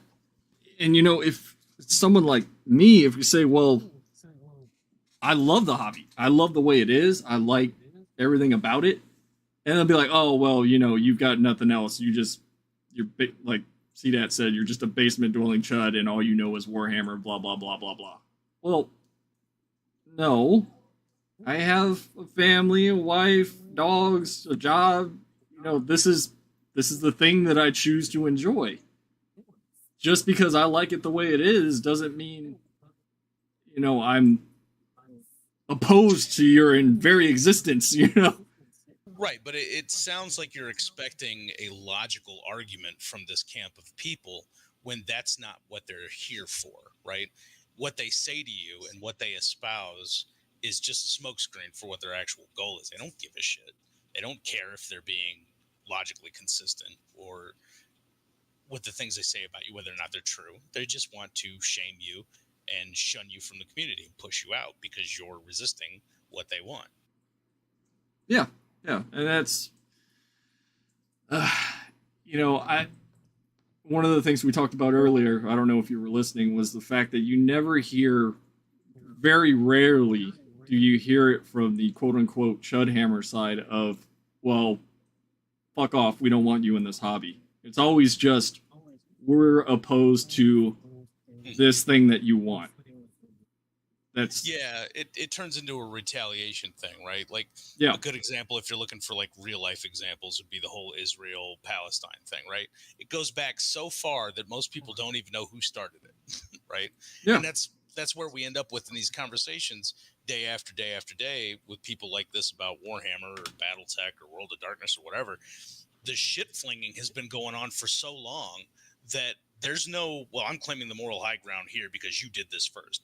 No, we're so far past that. There's no point in even trying that approach. Yeah, and it all began when somebody hit back. Yeah, it's just always going to be eye for an eye until everybody in the community is miserable. And but like I've said before, all day today too, you choose to engage in what you choose to engage in. These people that are so offended by the things that some of us may or may not have said on Twitter or righteously calling out people on their bullshit. If they were that offended, they'd fuck off and mute you, right? They never do. Because the tragedy porn is what they use to champion their issue. They need that kind of pushback and that kind of, they need people pissed off and willing to say things out loud that they wouldn't say in civil conversation when you might actually get shot in the face for saying it. You know what I mean? They need you to make an ass of yourself online in front of everybody. And not just that, but how can I say it? It's never the argument you make in the beginning, but the strawman they have in your head, and they are fighting that. And you can't make somebody who is who is like Hamasabi or Vosh, to say that God. he's right because his ideological opponents are ontologically evil. Yep. But do You you, can't- think you they can't do that use- because that's what they've decided, or because that's the tactic? Do they know they're being dishonest and disingenuous when they do it, or are they actually trying to hold up this idea in their head that you believe something you don't, and they're going to fight you over it? I'll be here to tell you it's a tactic. They know. They're not stupid. Most of them are very well educated, in fact. I personally think it's a mix of both. The dumber ones that don't think and they're just on the bandwagon, they're absolutely on the one side. They believe But it. The there's smarter definitely a ones, case for like narcissism, manipulation, like having Sure. like strong manipulative tendencies. Mhm. So it's like if you put it into like Dungeons and Dragons term, right? You can multi-class, or you can be a really good thief, right? So what do you want to be? Some people are just really are really good at that really one thing, which is obfuscation, distortion, deception, or you have these people who just latch on. to believe a lot of the things that they believe, you have to possess a cognitive dissonance that most of us just can't wrap our head around. That's why when you get in an argument with some of them and you catch them in their bullshit, they'll do anything they can to keep you from pinning them down on the topic that they've screwed up on, and just proceed to strawman the shit out of you and divert the conversation away to make themselves look better and get But back it's on not track. just cognitive. It's not just cognitive dissonance, because they're getting validation and support, and Sure. you know what I mean. Like there's people that are cheerleading for them when they've never had anybody cheer for them in their lives, and that's on both sides of the argument. This is not just woke. It goes for people on the chud side that are just mean to be mean, Yes. and then there's people, you know what I mean. So they're getting Every community has its enablers, its cheerleaders, and as somebody who engages in discourse online, I think it is your job and everybody's job to tune out the people who are egging you on to shit on the others and say things that in the heat of the moment that might reflect poorly on you, and this lack of impulse control, coupled with the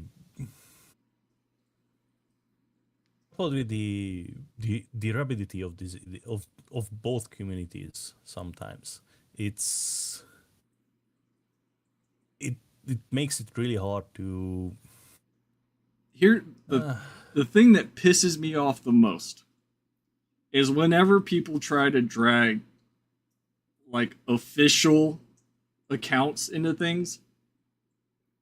Like when people are like, "Oh, hey Warhammer, look at this. Oh, hey GWUK, look at this thing." It's like, come on. Yeah, that's just running to the teacher that hey Timmy hit me, fuck you bitch. But it's not even that. That's immature. But it's like, used. Corporations are always going to have like the most generic. Oh, we're for everybody. As long as you're paying. But it's used as a cudgel, basically. It's a threat of, oh, you said something I don't like, so I'm going to out you to mom and dad, and hopefully you get blacklisted or something. It infuriates me. Yeah, that's bad faith. We use that term. It's they engage to get you to act out so that they can report you for acting out. Yep. Trying to bait you into saying things that you shouldn't say on the platforms. Yeah, but again, that goes both ways. You know what I mean? So I've seen some disgusting things. Oh yeah, from both sides. Let's be real, right? For a long time, the right has had this idea of, we have to hold the moral high ground and die on that hill. We're not doing that anymore. A lot of us are like, well, we're just going to get down in the mud and fight dirty, because what else can you do? The moral high ground's not doing us any good anymore. I don't know if that's the right solution, but that's the one a lot of us have started doing. And I understand the frustration. you know, because you feel like you're, you know, trying to hold on to this, like these vestiges of this thing, you know, that's been unchanged for the most part, when everything else is changing. And change to change is not good. You know what I mean? It's And the type of change, right? It's the sterility that I don't care for. right, That's why I got out of World of Darkness, right? Like I used to love old Werewolf the Apocalypse because it was dark, gritty, and gross. There were parts of that lore that were just foul.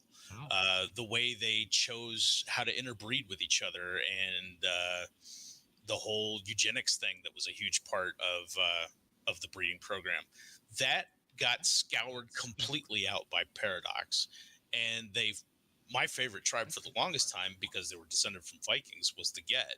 Well, the Get are Nazis, so you're not allowed to play Get anymore. We're going to just get rid of them because, you know, anything Nazi, fascism, it's insane how far off the deep end they've gone with this. Everything that they touch now just has to be, you know, rainbows and kittens.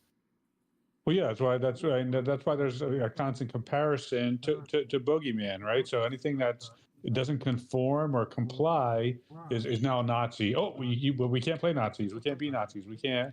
Well, I mean, I'm not glorifying Nazism, but why can't you play a game where somebody's the bad guy? Yeah, if it's grimdark, right? 40K, we want that seedy, gross ick feeling that you get from some aspects of the lore. It's what makes it fun to fight against, right? Not just fun. I think the most important underlying thing and theme in the grimdark is hope. Oh yeah. That if you are the Imperium, if you are the God, the sisters, whatever, or the Eldar, or whatever, you are effectively dying against. How can I say it? It's that fight against insurmountable odds, you know. Yeah. Yes, exactly. The genocide of your entire species at the hands of aliens, all of that. Yeah. Yes.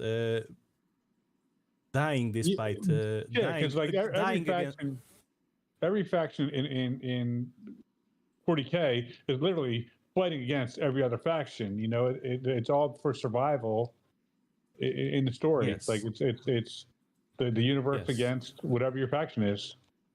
Yes, and here came in the best stories from, I think, from Black Library. Dembski Walden's Blackreach, Chris Wright's Breath of Iron, and David Anandel's Legion of the Damned from the Space Marine Battles series. Those are, I think, the quintessential things to read to understand hope in 40K, and why it is there, and how the defiance against the dying of the light is the most important underlying thing in the whole Warhammer and Warhammer fantasy universes. I definitely agree, Mr. Noid. Oh, sorry, I thought you were done. Sorry.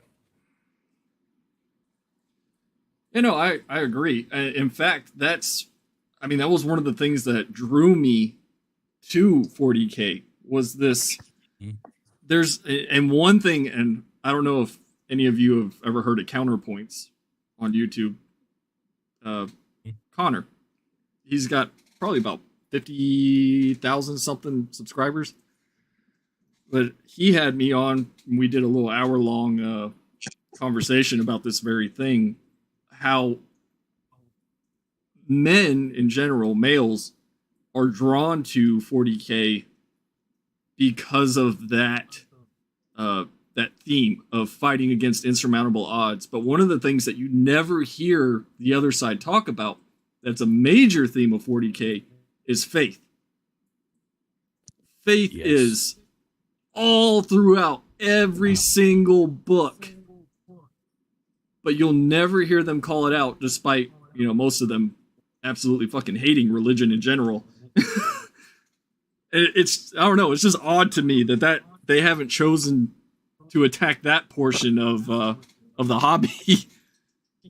Well, because if Well- they do, it invalidates the main argument of, well, Nazis, because the Nazi ideology was antithetical to that of faith in general, at least the way the faith is described in 40K. So, or Warhammer Nice, Fantasy. there.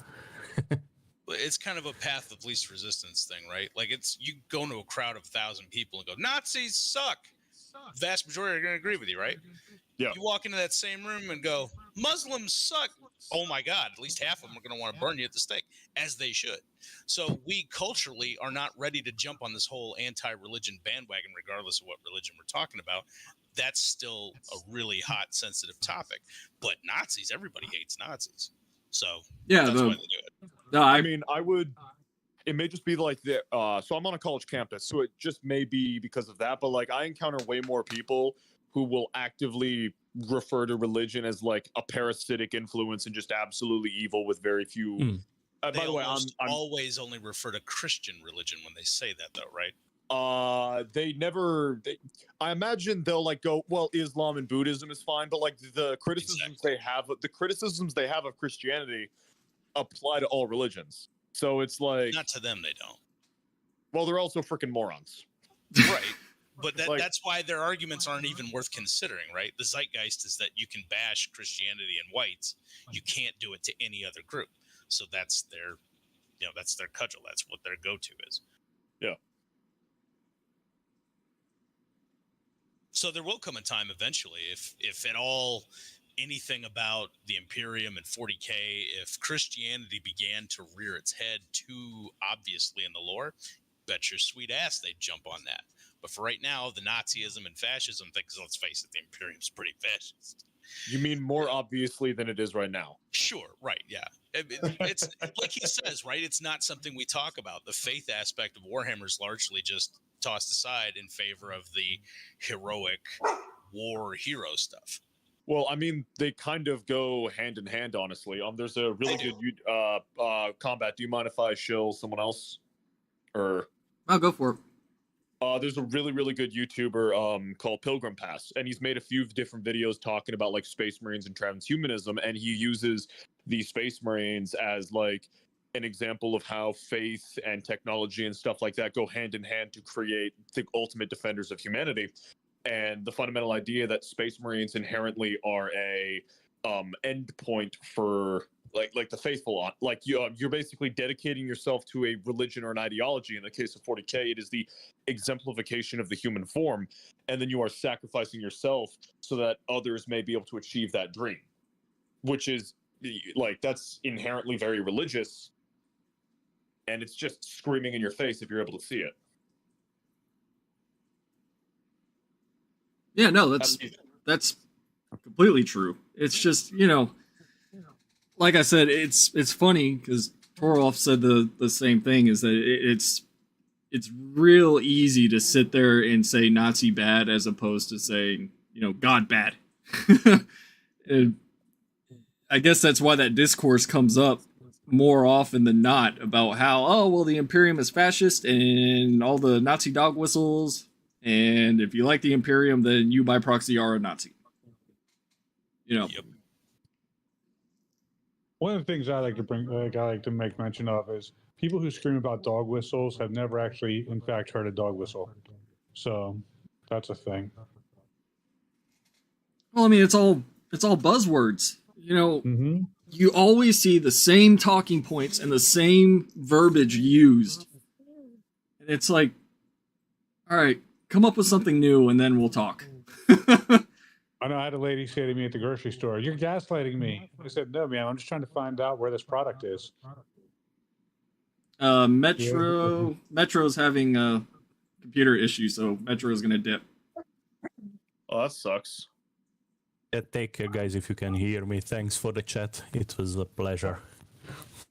Yeah, man. Thank you. Hope you get your computer fixed. But yeah, sorry, he sent a message in chat there. But it's, Stop. I've said it myself. It's like when you come up with something new, that surprises me, then we'll talk. But I'm tired of seeing the same stuff over and over and over, and everybody just regurgitates these talking points. It's like what works.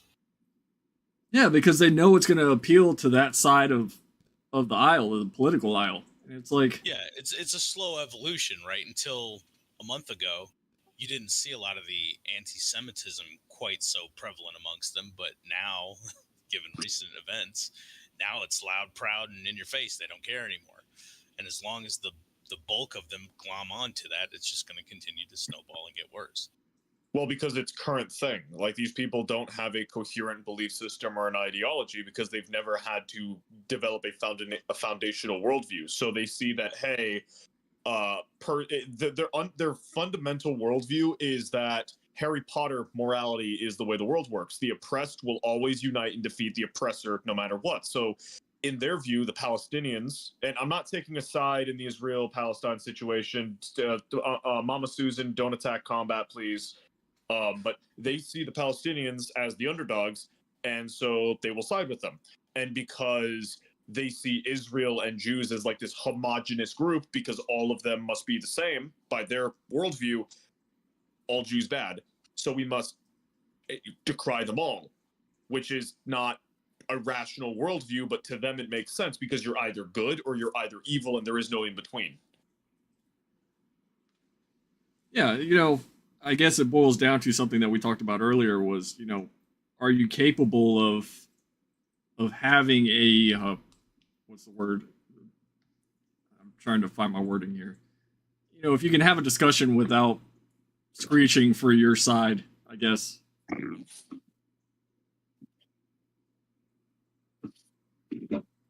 Yeah.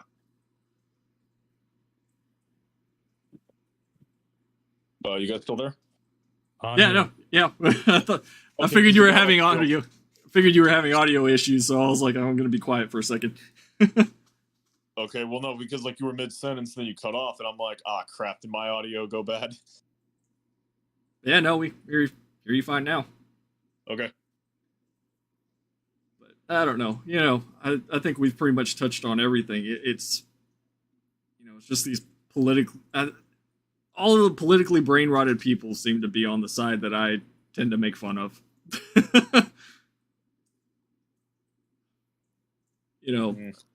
I try to make it even. It's just that one side makes it easier than the other.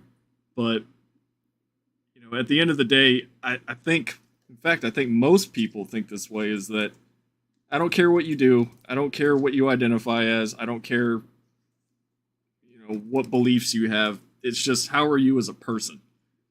And, that's why I do my best not to dogpile on people unless I know for a fact that I've seen something or they've attacked me personally, Right.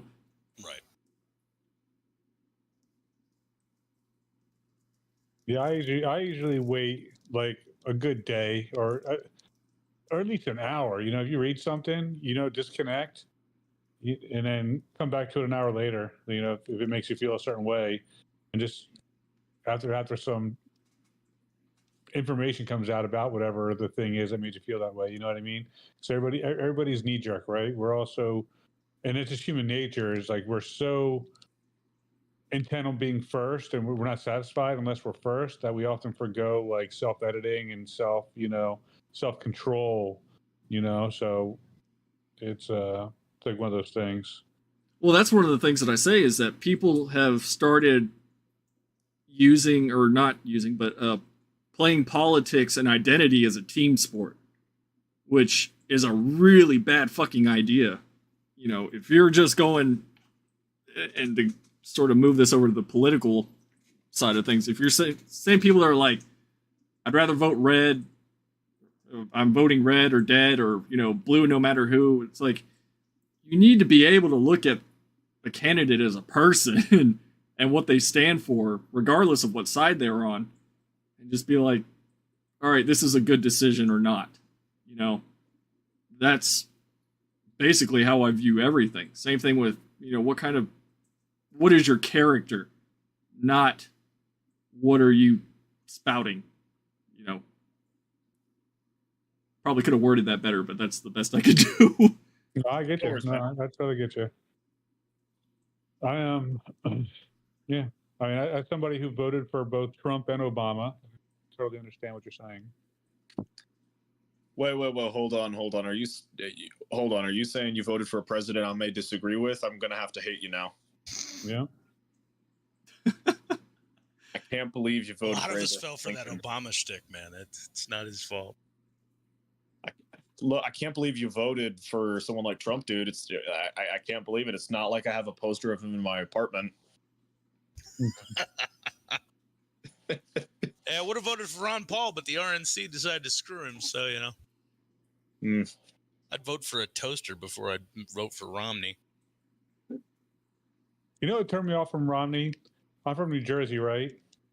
And like when he was like the first time he ran, they had him at a New Jersey Wawa, and he was like just mesmerized that they had like the video screen ordering. They're like one of the first companies, to do that. McDonald's soon picked it up later, and he's like so hyper engaged with this fucking. There's a person literally standing on the opposite side of a deli sandwich counter from him, looking at him in the face as he's staring at a fucking computer monitor. And I was like, man, like, why don't you just talk to the person? They're right there. And that was back before like cell phones were majorly huge, like they are now.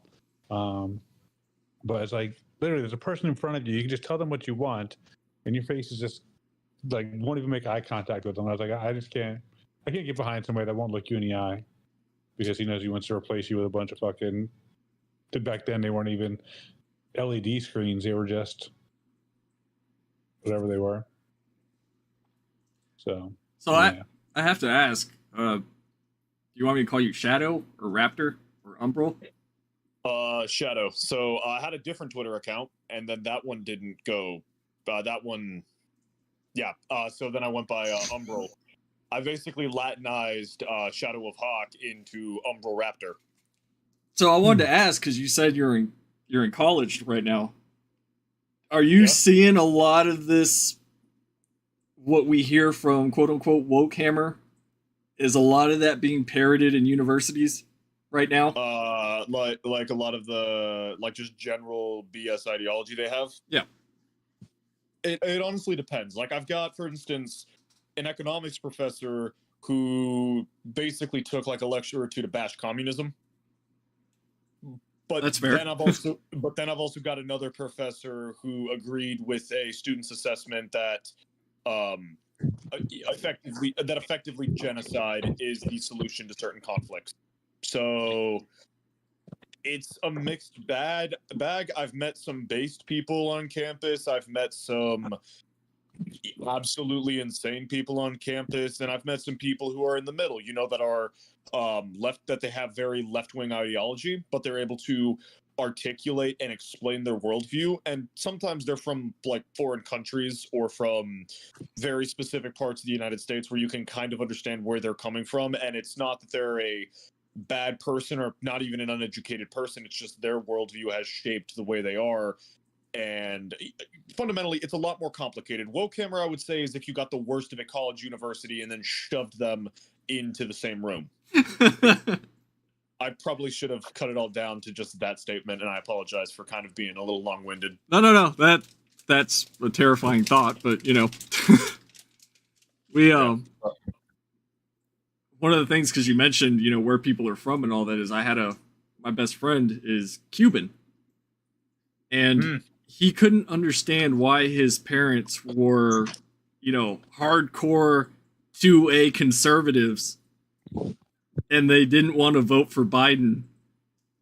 And I was like, dude, your parents grew up in Cuba. They left Cuba to come here. You think they want another Cuba? He was like, oh, well, yeah, that makes sense. Same thing with my grandparents. My grandmother's from Mexico. My grandfather's from Colombia. They've seen all this crap. They know where socialism and communism and all that leads to. They don't want it. But it seems like you have more and more young people that are leaning towards, democratic socialist or just full-blown fucking Marxism. You know, and Well, it's just, that's because they think that they're being good, or they think they're being virtuous because, oh, if we give everybody everything and if we help everybody achieve everything, then everybody will feel just like I feel, or suffer like I suffer. I guess is the That is actually honestly how it is. Like like again, one of my college professors outright went. It basically argued that if like you could give, like, let's say for example, let's pick like a shithole country. If you could give like the Taliban, let's say the Taliban, if you could give the Taliban all of the resources they need to make a first world country, they would make a first world country that would be equal and equitable, and everyone would be able to live happily because they would have the resources they need. Unable to understand that that's not really going to work. Human nature is human nature. So when you have so basically when you apply that to a generation of people, my generation, Gen X, sorry, not Gen X, Gen Z, I freaking hate my generation, by the way. When you apply that to a generation of people who have never suffered, never felt hardship, have always had everything handed to them, and their understanding of moral conflict is the good shall always triumph against the evil, not by the struggles of the good, but by the very nature of being good. If they believe that they are inherently good, because to be anything but good is to be evil, then they can only have success. So if they believe that something will work, it will work by the inherent value of nothing ever goes wrong. At least from like my observations of this society, I will very well admit I am just some jackass in his 20s. with What was that? oh, your audio's cutting out. There you go. I was going to say, all the righteous need to be righteous is righteousness. So that very much is, what we're experiencing. Yeah, it's a religion. It's plain and simple. It's their religion. It's just they don't call it a religion. Bro, you're roboting.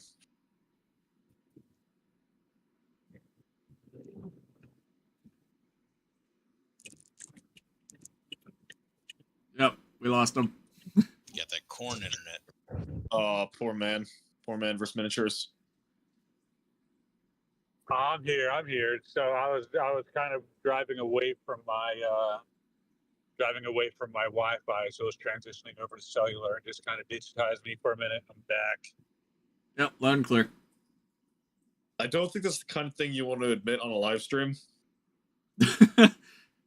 I think it's like illegal or something to like stream and drive at the same time because like some guy got into a car wreck while live streaming. Well, I think that's if you're like hosting the stream. I don't think it applies to people calling in. At least I hope not. Damn it. Yeah, I'm just talking. I'm not streaming. Well, look, okay, if Wokehammer manages to take out combat, we can all agree that it's Man vs. Miniature's fault. I'm fully expecting to be swatted at any given point. Yeah. If I get pulled over, then definitely no, I got spotted.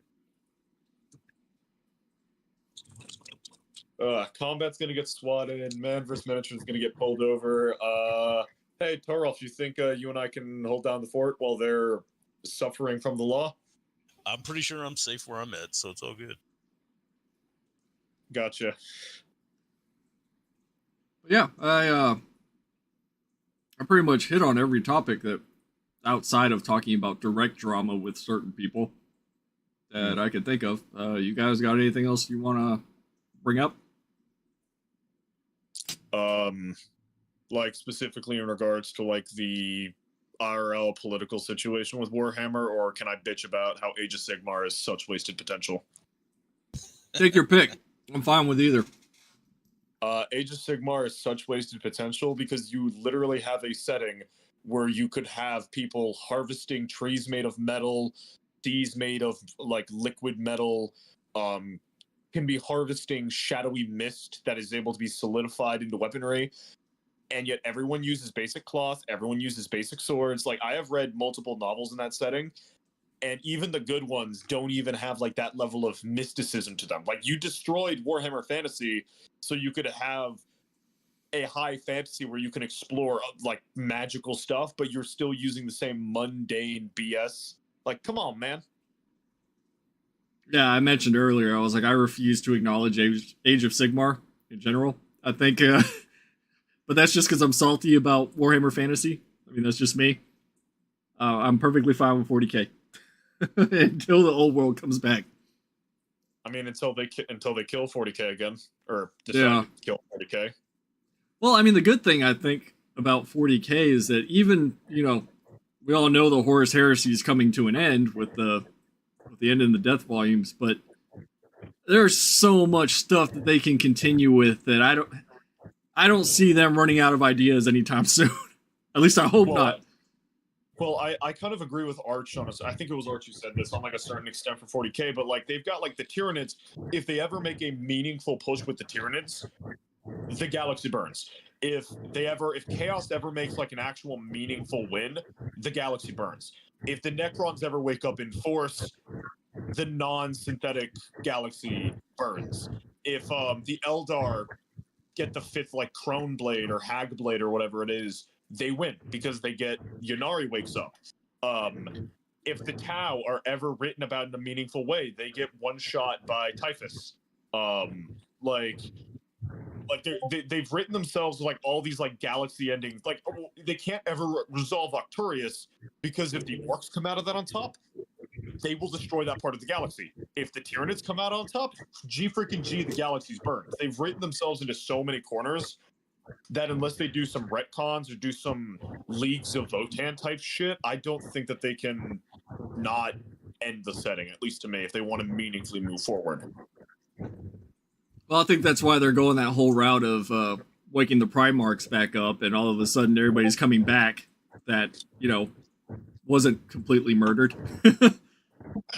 Yeah, but I also have issues with that because it's like they'll still market it as like, oh, the Imperium is still on the precipice of extermination. It's a dagger, a sword of Damocles, a candle flickering in the hurricane. They just have multiple Legion movements of Primaris Marines. They have 2 Primarchs. Call is actively pulling new technological innovations for Space Marine level equipment out of his ass, while also reseeding Tyranid blighted planets. But we're still on the back foot. We're still losing somehow. Like, it just doesn't fit the narrative. Okay, since you brought up Call, and we touched on this earlier, especially when it comes to the female Space Marine argument, of them saying that Call can make female Space Marines, as you said, pull them out of his ass. Has anybody read about Alpha Primaris? Yes. Like, that would be horrifying. So it's like, so what you're saying is you want Call to like dissect females to the point where he can make them. Oh, the Frankenstein. Yeah. It's ma'am. No. See, that's the false equivocation. No, we're not saying we want that, but we're saying that it could happen. I don't want it, but it could happen. It's feasible. They would have to come out with a really, really good backstory for that. Yeah, I really don't care what backstory if they do it right. 3D printer goes burr. I'm done. Not a single penny of my money will ever go to Games Workshop again, and I've been buying their crap since '96. So yeah. So I guess my question would be, would it ruin the hobby that much if it happens? Yes. In your opinion? I think yes, because it's not necessarily the idea of like, even if they do write a way that Feb Marines work, it's for multiple reasons. For one, it's kowtowing to a bunch of virulent, vile, disgusting human beings, separate from the fact that they want Feb Marines, but because of just how they treat other people on the internet and how like they interact with people. Can you imagine how much they'd act up once they were emboldened by that? Holy shit. Yeah. And then also the fact that it's just more Marine shit. Like, think about it. Like, what faction has, like, save for the sisters getting plastic, oh, the same models now have an update. What is the faction that has really been given, like, the Primaris treatment? Yeah, you've got, like, okay, the Orcs also kind of got it. So the Orcs, the Sisters of Battle, if you squint at it, and the Primaris in the Marines.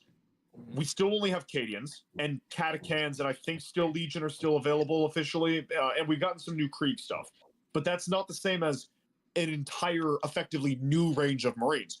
Eldar are still using models from before I was born. The Tau have basically nothing interesting about them except for like battle suits. Like they're a coalition of different alien races with 2 alien races usable on the tabletop, unless there are 3. Sorry, I forgot the Vespids exist. The Necrons are now getting some stuff, but it's effectively the same stuff they've always had. Female Marines is just another Primaris. Why not spend that time flushing out more? I would argue that it would be Fumaris, not Primaris. Okay, yeah. It's Primaris. Like it's more dedication to the Marines, with some other factions getting maybe 1 or 2 cool things for every 3 or 4 cool things the Marines get. And at that point, it just becomes Space Marines jerk-off game, which that's what Horus Heresy is. If you just want Marines, go play Horus Heresy. Like that's. Hey guys, I don't want to. I'm sorry to break the subject real quick, but I gotta bounce off here. I got some dinner engagement to go to. Sure. Just remember, you can find me on the X, Twitter, whatever you want to call it, at Man versus Miniatures. It's all hobby content all the time. I don't go into the woke versus chud. I don't play a side. I enjoy everybody's work equally, and you can find me there. Gotcha. Yep. Thanks for coming. I'm going, man. No fun. Thank you guys. Yeah. To go back to what you were saying, I don't know. For some people, it's make or break. You know what I mean? Some people like, if this happens, as y'all said, I'm done. I'm not sticking with the hobby anymore. And I'll stick with the hobby. I'm just not going to give them another dime. Give them money, yeah. And I think I'm probably in the same boat in the sense that it's just going to make the people that are already insufferable even much more insufferable than I care to. It'll be cranked up to 11, dude. It'll be wall to wall nonstop. Yeah, it'd be gloating and basically about, all right, now that we've actually got this thing that we want, how are we going to push everybody else out? Right. Which is that's exactly what it is. Which is we piss all over this so that you leave finally. Yeah, that's it'll be the Warhammers for everyone statement, but as a freaking chainsaw instead of a cudgel. Mm-hmm. Yep. And I think that's part of the reason that I'm so against it, is that we've had all these years of no, you can't, no, you can't, no, you can't, no, you can't. And then all of a sudden, if they just up and change their mind and go, oh, well, it's a thing. It pisses me off that like men can't have their own space, even in a fucking fantasy game, for Christ's sake, right? There's no space that's exclusively male that they won't come along and fuck with. Well, I'm going to regurgitate something that Counterpoint said, and I'm going to put a disclaimer in here. I'm not transphobic. I'm not anti-LGBTQ anything. I know where you're Don't worry, I am. I've got that base covered. Yeah, I got no problem saying it. Yeah. So, his talking point was that if Fem Marines become a thing, the main demographic that wants it to happen and are going to be the happiest about it are trans people. Of course. And it's not about bringing more women into the hobby, because the women that are in the hobby are probably already in it or get into it by proxy by somebody that already engages with it. But you're appealing to a demographic that specifically wants that thing in order to identify with it within the hobby, right? He's saying it's not about, oh, we need more women. It's about catering to trans people. That was his. I think it actually has at least equal, if not more, to do with pissing off the old guard like us, right? Because if it was just about representation, there would be more female guard models. There would be an even bigger expansion of the sisters. I mean, the sisters are the biggest inclusion for women in 40K ever. Yeah. So they've got representation all over the damn place. You don't see anybody arguing for female orcs, do you? No, it's only the Marines, and only because guys like us have drawn a line in the sand over it, and because they're the poster boys for the entire IP. Yeah, that's it. I personally think it's part. I imagine like the brainlet cultists are definitely from that, but I think the actual like the people who are making the like academic, for lack of a better term, push for femme marines, it's coming from of like they want the spotlight. They want the spotlight faction to be feminine because they want to erase masculinity. They want to like it starts with, oh, it's femme marines, and then they water it down so that it's no longer as brutal and masculine. The setting is no longer as brutal and masculine because that is what they have done with various other settings. It's what they've done with Star Wars. It's what they're trying to do with Lord of the Rings. Because fundamentally, in the modern academic left-wing perspective, masculinity is the utmost evil.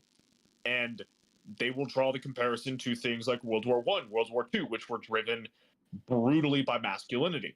The oversimplification, yes, but they're looking at, like, historically and shitting their pants because the masculine urge to be masculine is infinitely more powerful than them.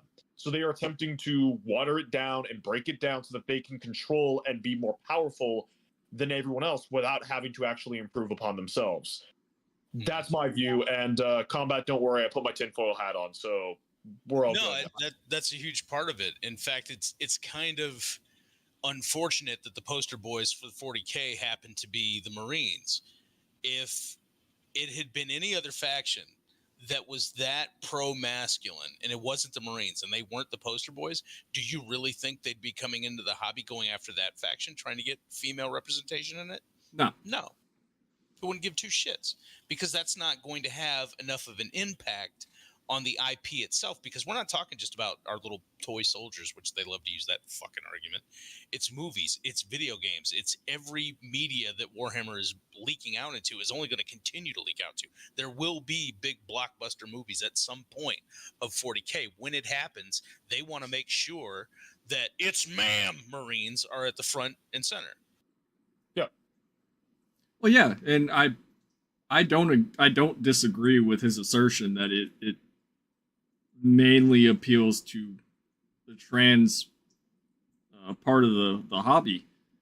And the funny thing is that, I don't know, when it comes to trans people, I have seen both sides of the spectrum on that.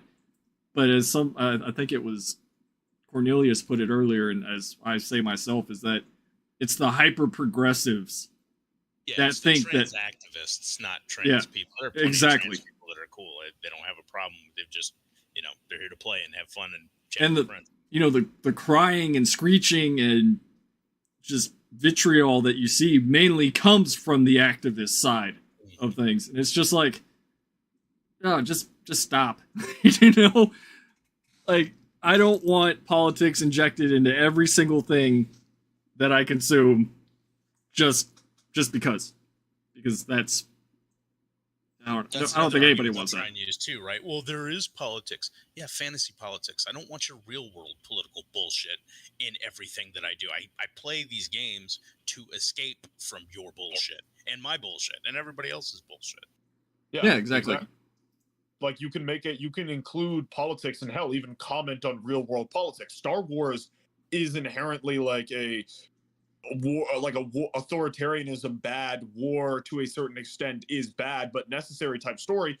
But it's not like taking the war, it's not going this is the war in Iraq and we added Jedi to it and in your face, or stories about how oppressing women is something bad. Like, you don't need to have a character go, you don't need to oppress me, I am a strong woman. You can just show the suffering that people go through in such a society in the story and not like bring attention to it if the story is well written. But they are incapable of doing that because A, they're freaking stupid and they need everything spelled out to them, and B, I'm Christian, I'm allowed to say this, they're like the Christians during like the Satanic Scare. They need their worldview, they need their perspective shoved into everything because it needs to be pure for them to consume it. Yeah, and it goes back to the original talking point. I think that, I don't know if it was Man versus Vinny's that said it or not, but how there was that whole debacle about during World War II, what was it, that World War II game, tabletop game, how people were saying that, oh, well, why are there Nazis? It's like, because you have to have a bad guy. Everybody knows that the fucking Nazis are the bad guys. Just because you play that faction in a tabletop setting doesn't mean that you affiliate with Nazis or that you are one. That That was one of Guy's like worst takes in my opinion, and that fucker has some pretty bad ones. And you know, the tossing of labels around, it's that whole of we want to rewrite history to make it more vanilla. Well, you can't do that. You know, bad shit happened, bad people did it. That's it. You know. Yeah. Bolt action. That's it. Yeah, you know, I was trying They're to. all just useful idiots for Marxism. To me, this is all much more insidious than just, dumb people doing dumb things. And Well, I mean, there's a huge correlation between the people that are spouting this nonsense and communism and Marxism. Yeah, no, like look at you could argue Mao's like Red Guard or whatever it was. Like those were just the dumbasses who were buying into the stuff, but fundamentally, they were tools of an establishment trying to rewrite society. It's just these people are using Twitter, whereas the Red Guard were using AK-47s. Yeah, For I mean, now. For now. But once to be fair, Summer of Love, you could argue, was the application of the doctrine through the use of Molotov cocktails, and it was them pushing the boundaries to see what they could get away with, and they got the establishment to back them 100%, which is why now it's commonplace for this type of stuff to kick off. The next, like Derek Chauvin, if the Supreme Court would have heard his case, oh God, we'd have had another $2 billion in property damage, guarantee it. Yeah. And like I absolutely loathe that case, and sorry Combat for like kind of getting away from 40K, but like didn't they have pig heads show up at the homes of the jurors as like threats? I don't remember, but that wouldn't shock me in the least. I mean, there were instances of jurors being threatened and nobody doing a goddamn thing about it. Yeah, just had, in like, general. and you sure, had even some of Rittenhouse's jurors were threatened, if I recall correctly. I believe so, yeah. And then you also had Congress members like Congresswoman Maxine Waters, who is on record to have been antagonizing the crowds to get violent, to act against like the social stuff. And frankly, yeah, it's a bit more extreme than this hobby, which it can be boiled down to a fictional universe that's like for make believe to drum out like the loneliness and the sadness of the real world. But fundamentally, that is like, it's your enjoyment. It's part of your culture. It's part of why you exist in this world. And if they're pulling this shit for general living existence, they're going to try it for your setting because it's easier to control you. By the by, we got 7 people watching. Why aren't you liking? Come on, show Combat some love. Yeah, one of the things I always said whenever I first started streaming was like, I'm never going to tell people to like or subscribe ever because I don't know. I hate channels that do that shit all the time. Like and subscribe. Yes. No, I don't give a fuck. If you want to watch me, you watch me. I don't do it for my channel. I kind of do because I got bullied by a few people too for my videos. I don't really do it on stream, but I do it for friends.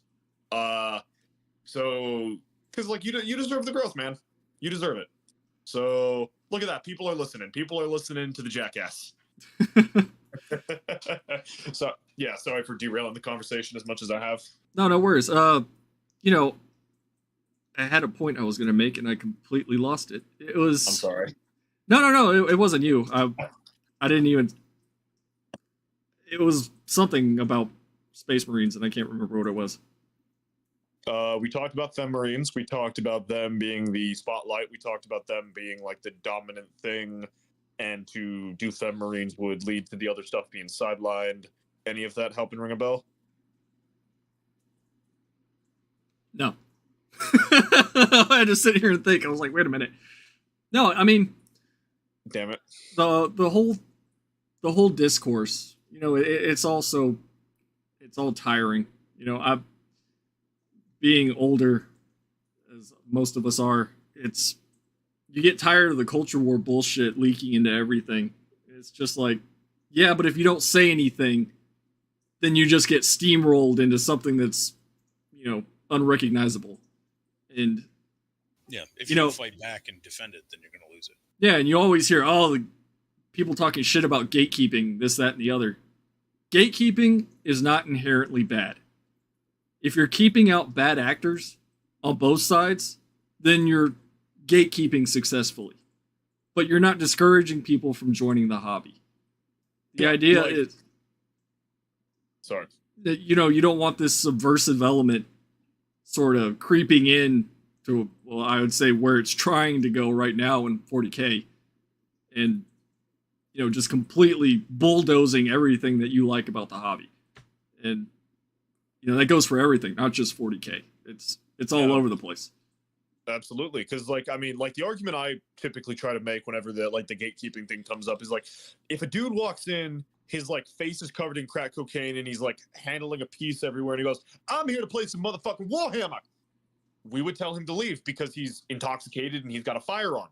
Like that is a form of gatekeeping. So if we're allowed to tell that kind of person to stay out because he's going to make the environment unsafe and unwelcoming for people, why can't we tell the person who's harassing and bullying people for having a different viewpoint?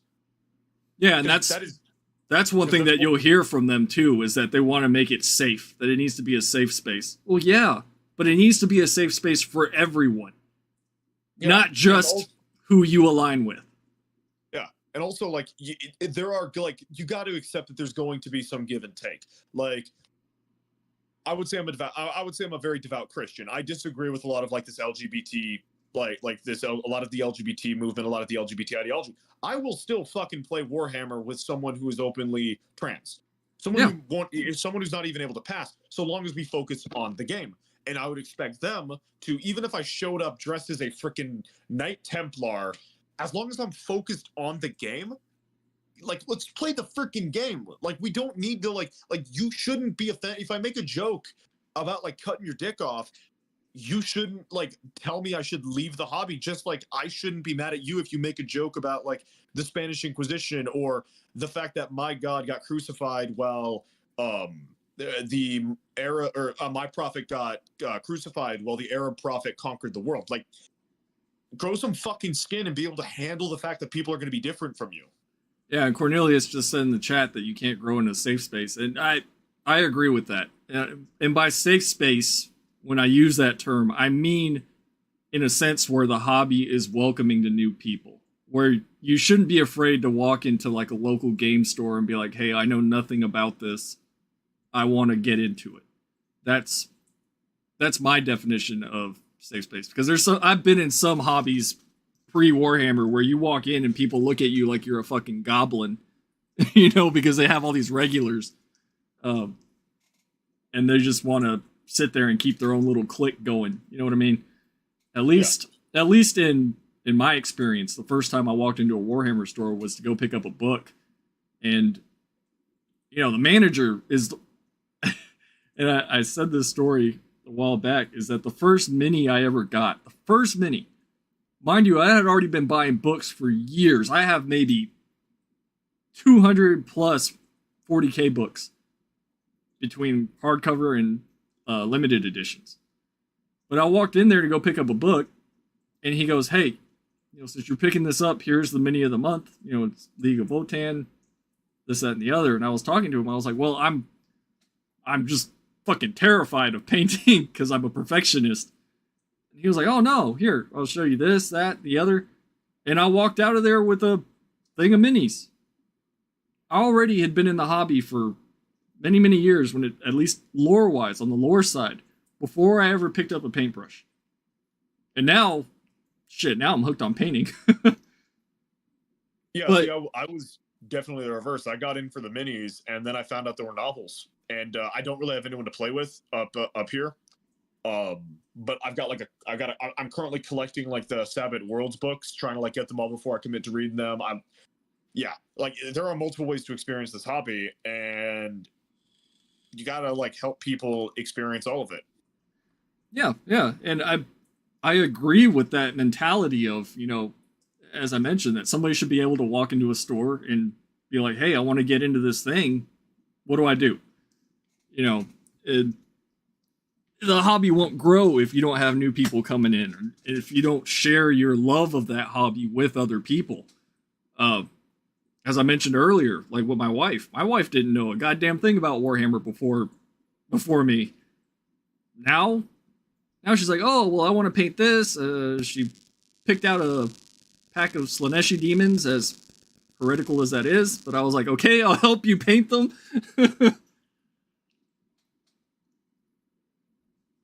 Might have to try and get her into the BDSM elves. Fantasy BDSM elves or 40k BDSM elves? 40k.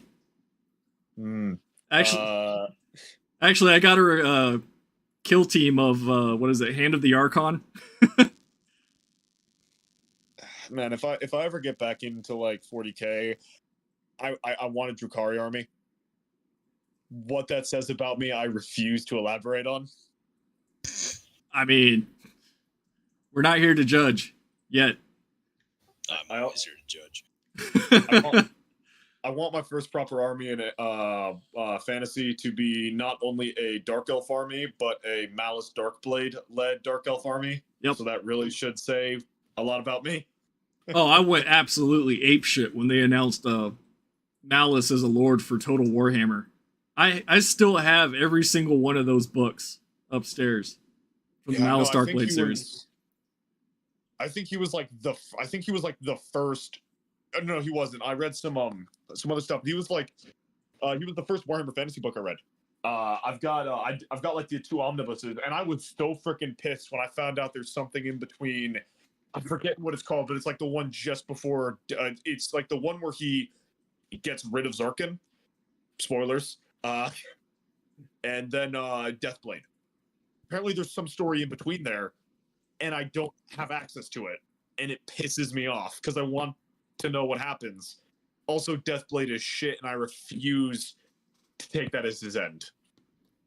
Yeah, I actually picked that up, and I refused to touch it. So I own the book, but I didn't read it. I hate to say that.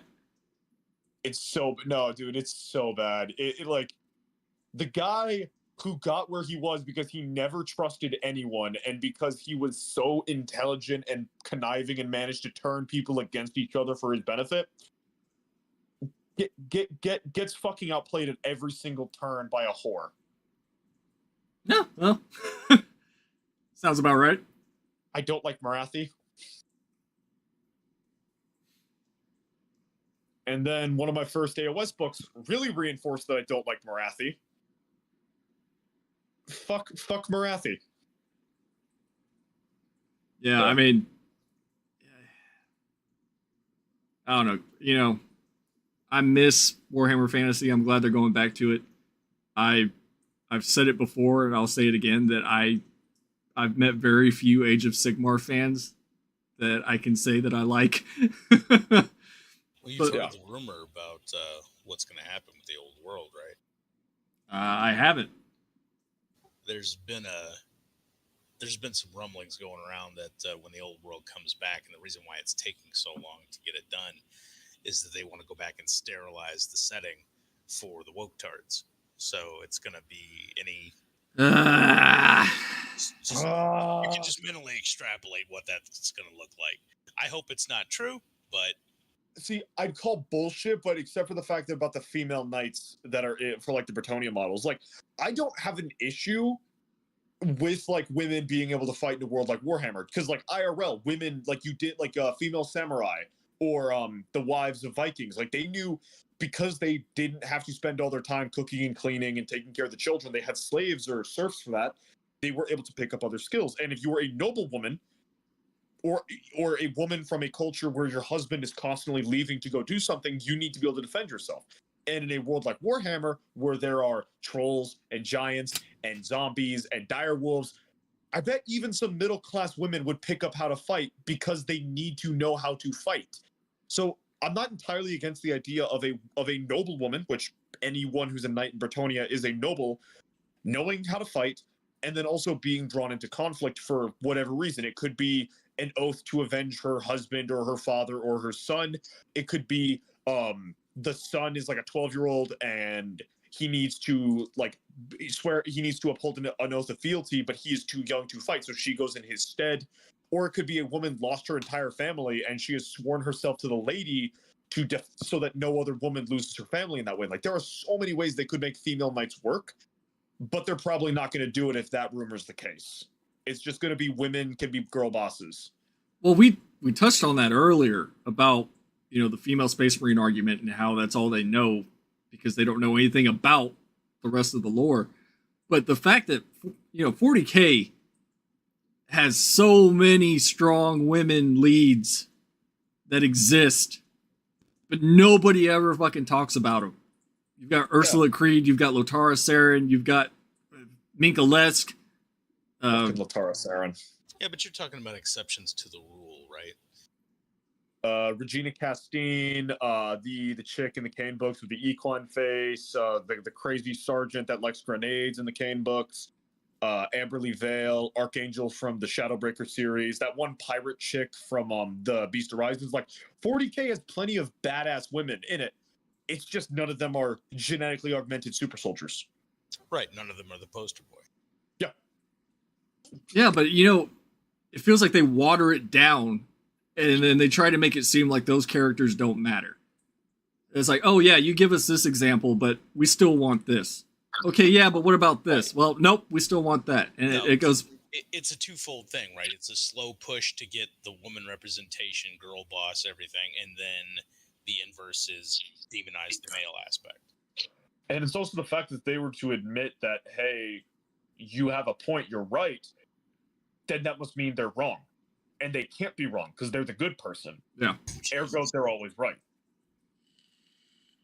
Yeah, I judge it by the OGs. You disagree with me on that? Yeah. No, I agree with you. It's just gives me a brain aneurysm. Yeah, no, because like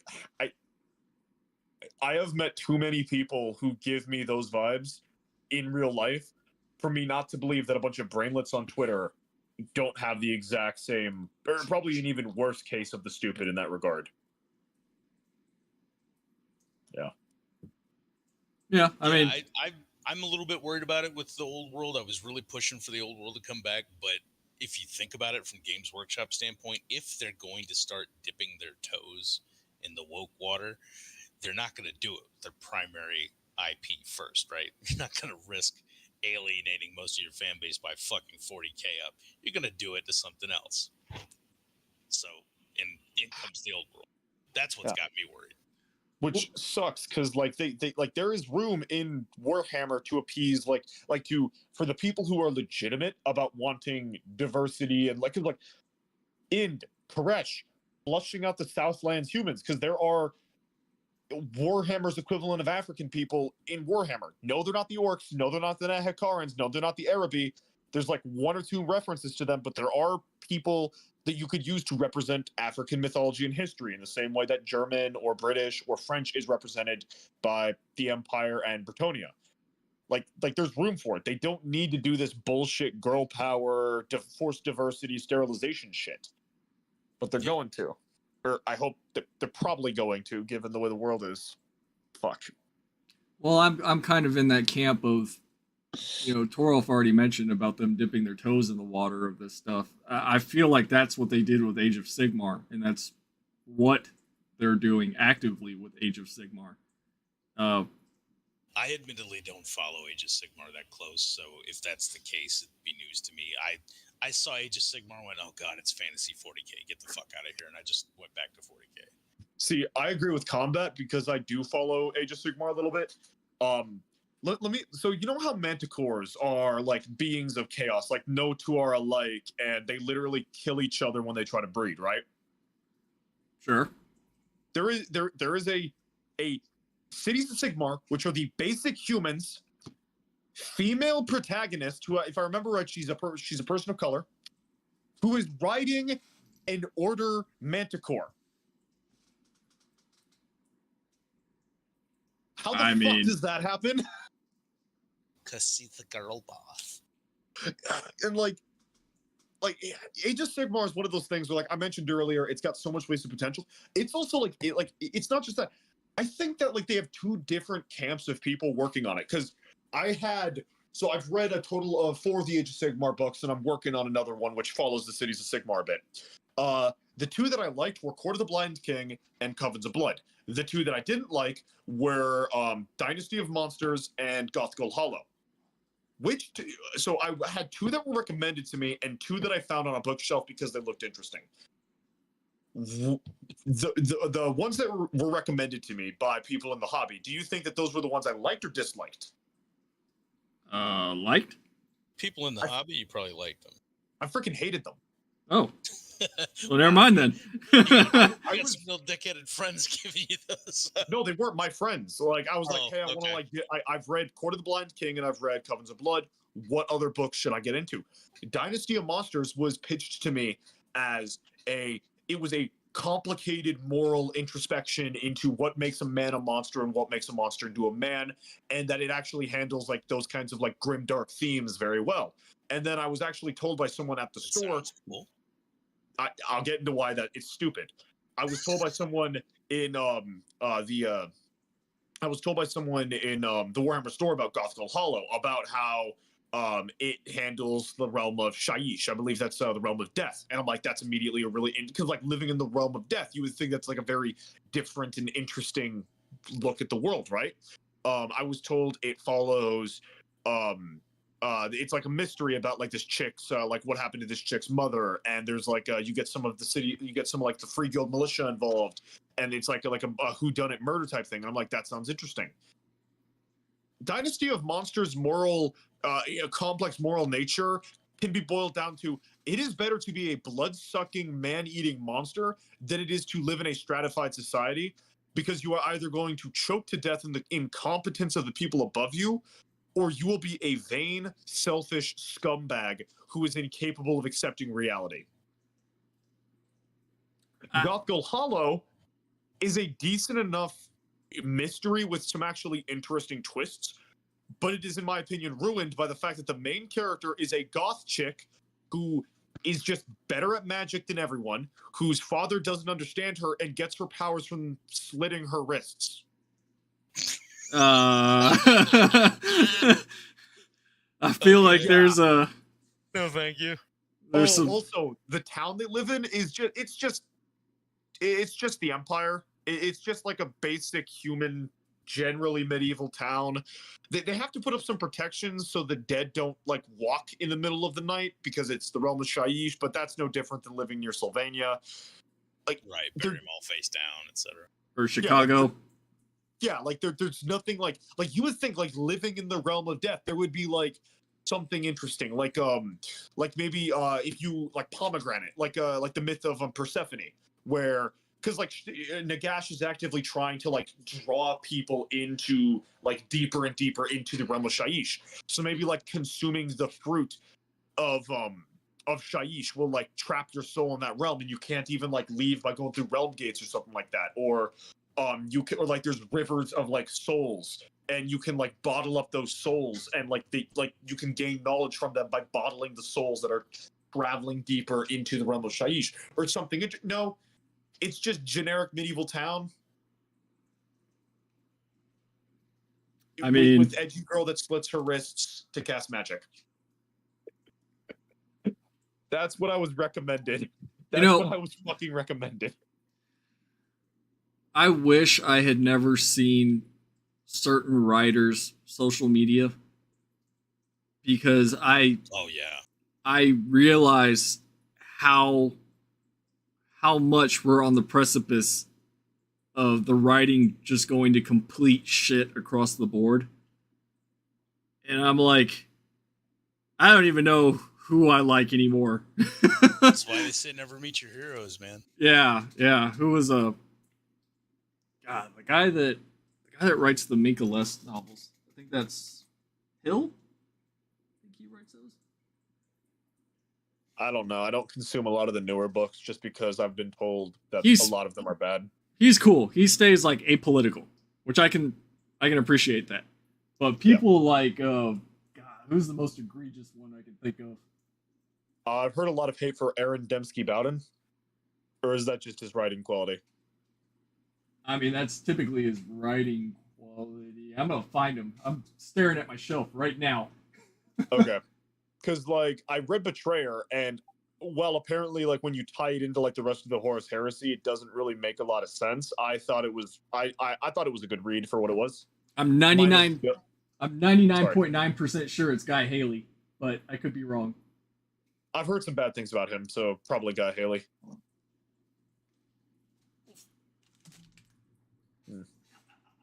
While you're looking for that, Torolf, what are your opinion? What's your opinion, capybara or wombat?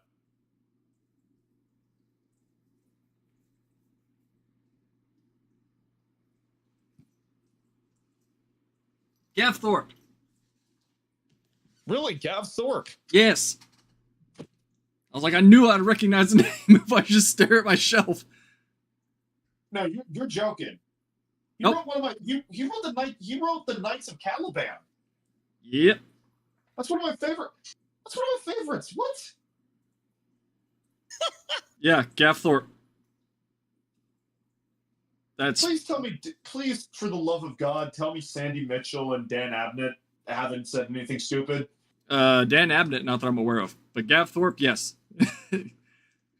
What the fuck? What the bro?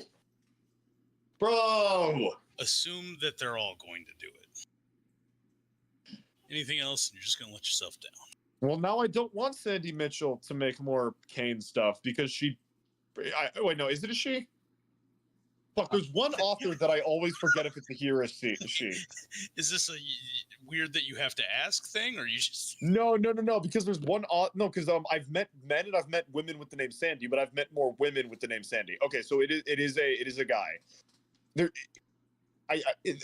there's not. It's not Sandy Mitchell. It's a different author, but there's always there's one author who had a very feminine name, and I thought they were a woman, and then I saw people talking about them, and it was like a dude. Just a normal dude. He just had a really weird name, and I can't remember who it was. But no, I really hope Sandy Mitchell doesn't say some stupid shit now, or doesn't write more Kane stuff now, because I feel like it would not work very well. Yeah, no, and I misspoke. It wasn't Guy Haley. Guy Haley's one of the good ones. Okay, gotcha. But yeah, seeing that, it's like, man, we're getting really close here. And yeah, there was one more. There's two that I'm aware of, just off the top of my head, that were very progressive, for a lack of a better word. And I hate that now I use that as a bad word. I wish it wasn't, but that's just how I am now. It's like I say that word progressive, and I'm just like, oh, okay, yeah, you're fucking stupid. Yeah. Poor combat. And that's, I don't know. It is what it is. But, as long as it doesn't, look, I'm perfectly fine with people holding their political views. It's when that shit starts to bleed into your work, then I have a problem. I somewhat disagree. You can let your political leanings fill into your story, and you can still have a good story. Berserk, for instance. Kentaro Miura has an entire section, has an entire arc devoted to Church Bad. But it's still a good, solid story, because it's not choking you, it's not attacking you, it's just his view of the world influencing the setting. So if you write a story where you have this worldview that men and women are inherently interchangeable and can fight in the same way, as long as you don't pull a Guy Ladriel and have her solo a troll to prove that women's strong, but if it's just, hey, this woman is able to fight just as well as a bunch of guys, and that's just part of the setting, like Dragon Age Origins, or not Dragon Age Origins, like the Dragon Age series, or Tyranny. Fucking love Tyranny. Men and women, it's never explicitly stated. They never go out of their way to explain why men and women are both equally combat effective. They just are, and it doesn't ruin the setting. It's still fun. So it's more of just how they handle their politics. I've read this very, it was on the American-Mexican border. It was a good story, but there were points where a political message I fundamentally agree with, securing the American border, he forced his soapbox in so hard that it was hard to read certain sections. like it's kind of like that. Does that make sense? And sorry if I pissed anyone off with any political stances. No, I'm 100% about securing the border, and that's a whole nother conversation. Oh no, it is. I was just using that as an example because it's like the only example I could think of a right winger's personal politics infecting a story to a point where I'm like, I am kind of like calling bullshit.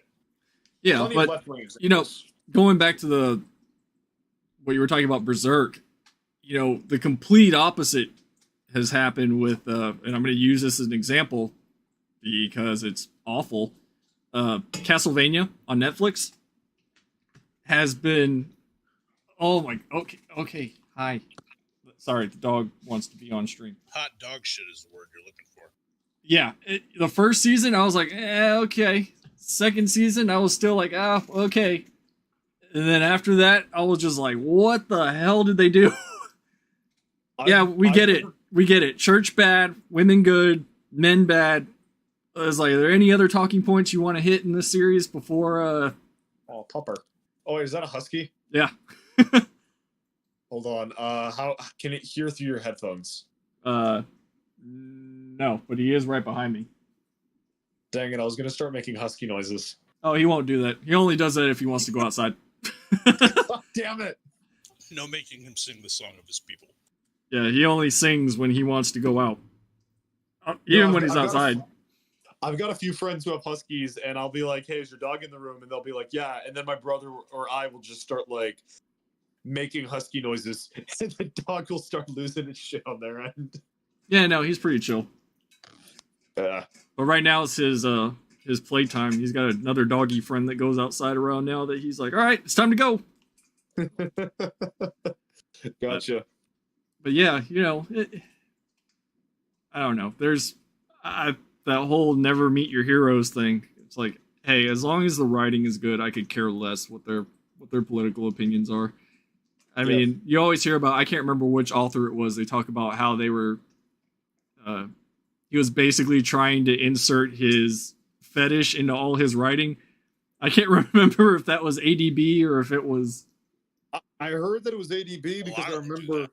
I think it was ADB because I remember on Reddit someone bringing up about how like apparently he like the blind chick was apparently like he apparently likes brown sugar or something like that, and so he forced her in and then brought her back from the dead to make her special or something. I don't. Yeah. I've only read Betrayer, so I can't really comment on that part. But one thing I've always said, and I'm moving on to a different topic because I'm trying to keep this going, is I think one of the worst things for the hobby is the Sig Marxism subreddit. Fucking hate. Ever since they raided the Arch Warhammer subreddit, I've always hated them. Yeah, I think that is probably one of the worst things for this hobby is that subreddit. And every time I see it come up, it's because somebody's making fun of whatever it was that was on there. But you have to remember that these people believe what they're saying. It goes back to our talk about, you know, communism and Marxism leaking into everything. It's like, if it's coming from anywhere, it's coming from fucking Sig Marxism. I can tell you that.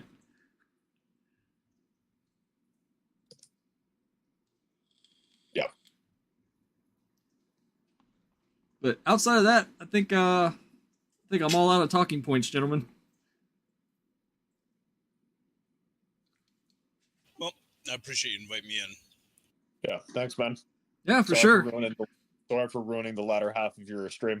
Nah, dude, this is what I wanted to do. I wanted an open discussion for people to just say whatever, you know, as long as it doesn't get me banned off of YouTube. I'd like to do this more often. Obviously, this is the first time I've done something like this outside of my my one-on-one that I had with Counterpoints. But I like hearing other people's opinions.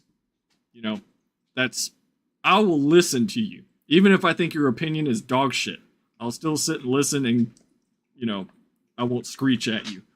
So. Hear that, bitch hammer? You just heard Combat Wombat is willing to listen to you, so why don't you reach out? Yeah, anybody but that guy. But no, come Come on, really? I want to like ambush him. I want to like have a conversation in a VC with Bitchhammer. Yeah, Fuck Bitchhammer. Remember what happened to Solo. Remember Solo. yeah, too many bad actors that I know wouldn't engage in good faith. And Well, I don't want to engage in good faith with them.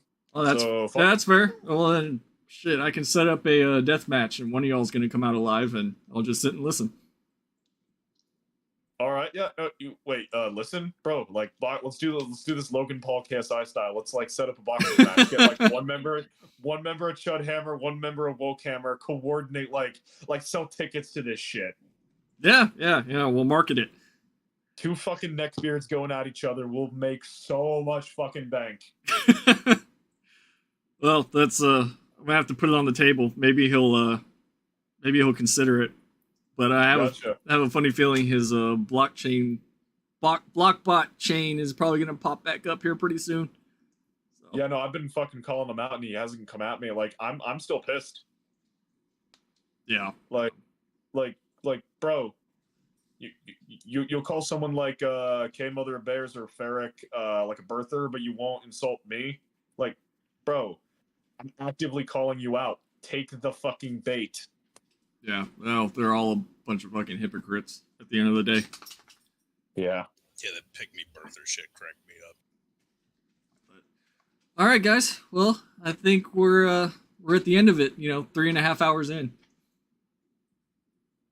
Yeah. All right. Again, thanks for having me on. All right. Y'all take care. Have a good one, boys. Have a good one.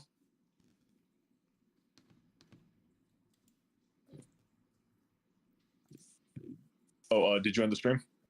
No, I'm still streaming. Okay, I've got then I'll just DM you the question I got. Later, man. Sure. All right, everybody. I think we're at the end of it. I'm tired. I need to eat something. And, yeah. I would say that was constructive. When you have a whole bunch of people coming together just to talk, I think that's more entertaining than try to pre-script something so that everybody has a say, everybody provides their own opinions, their own ideas. Yeah, that was fun. So next time I'll have to do another one, and we'll do another round table of everybody talking about the hobby or politics or whatever it is they want to talk about.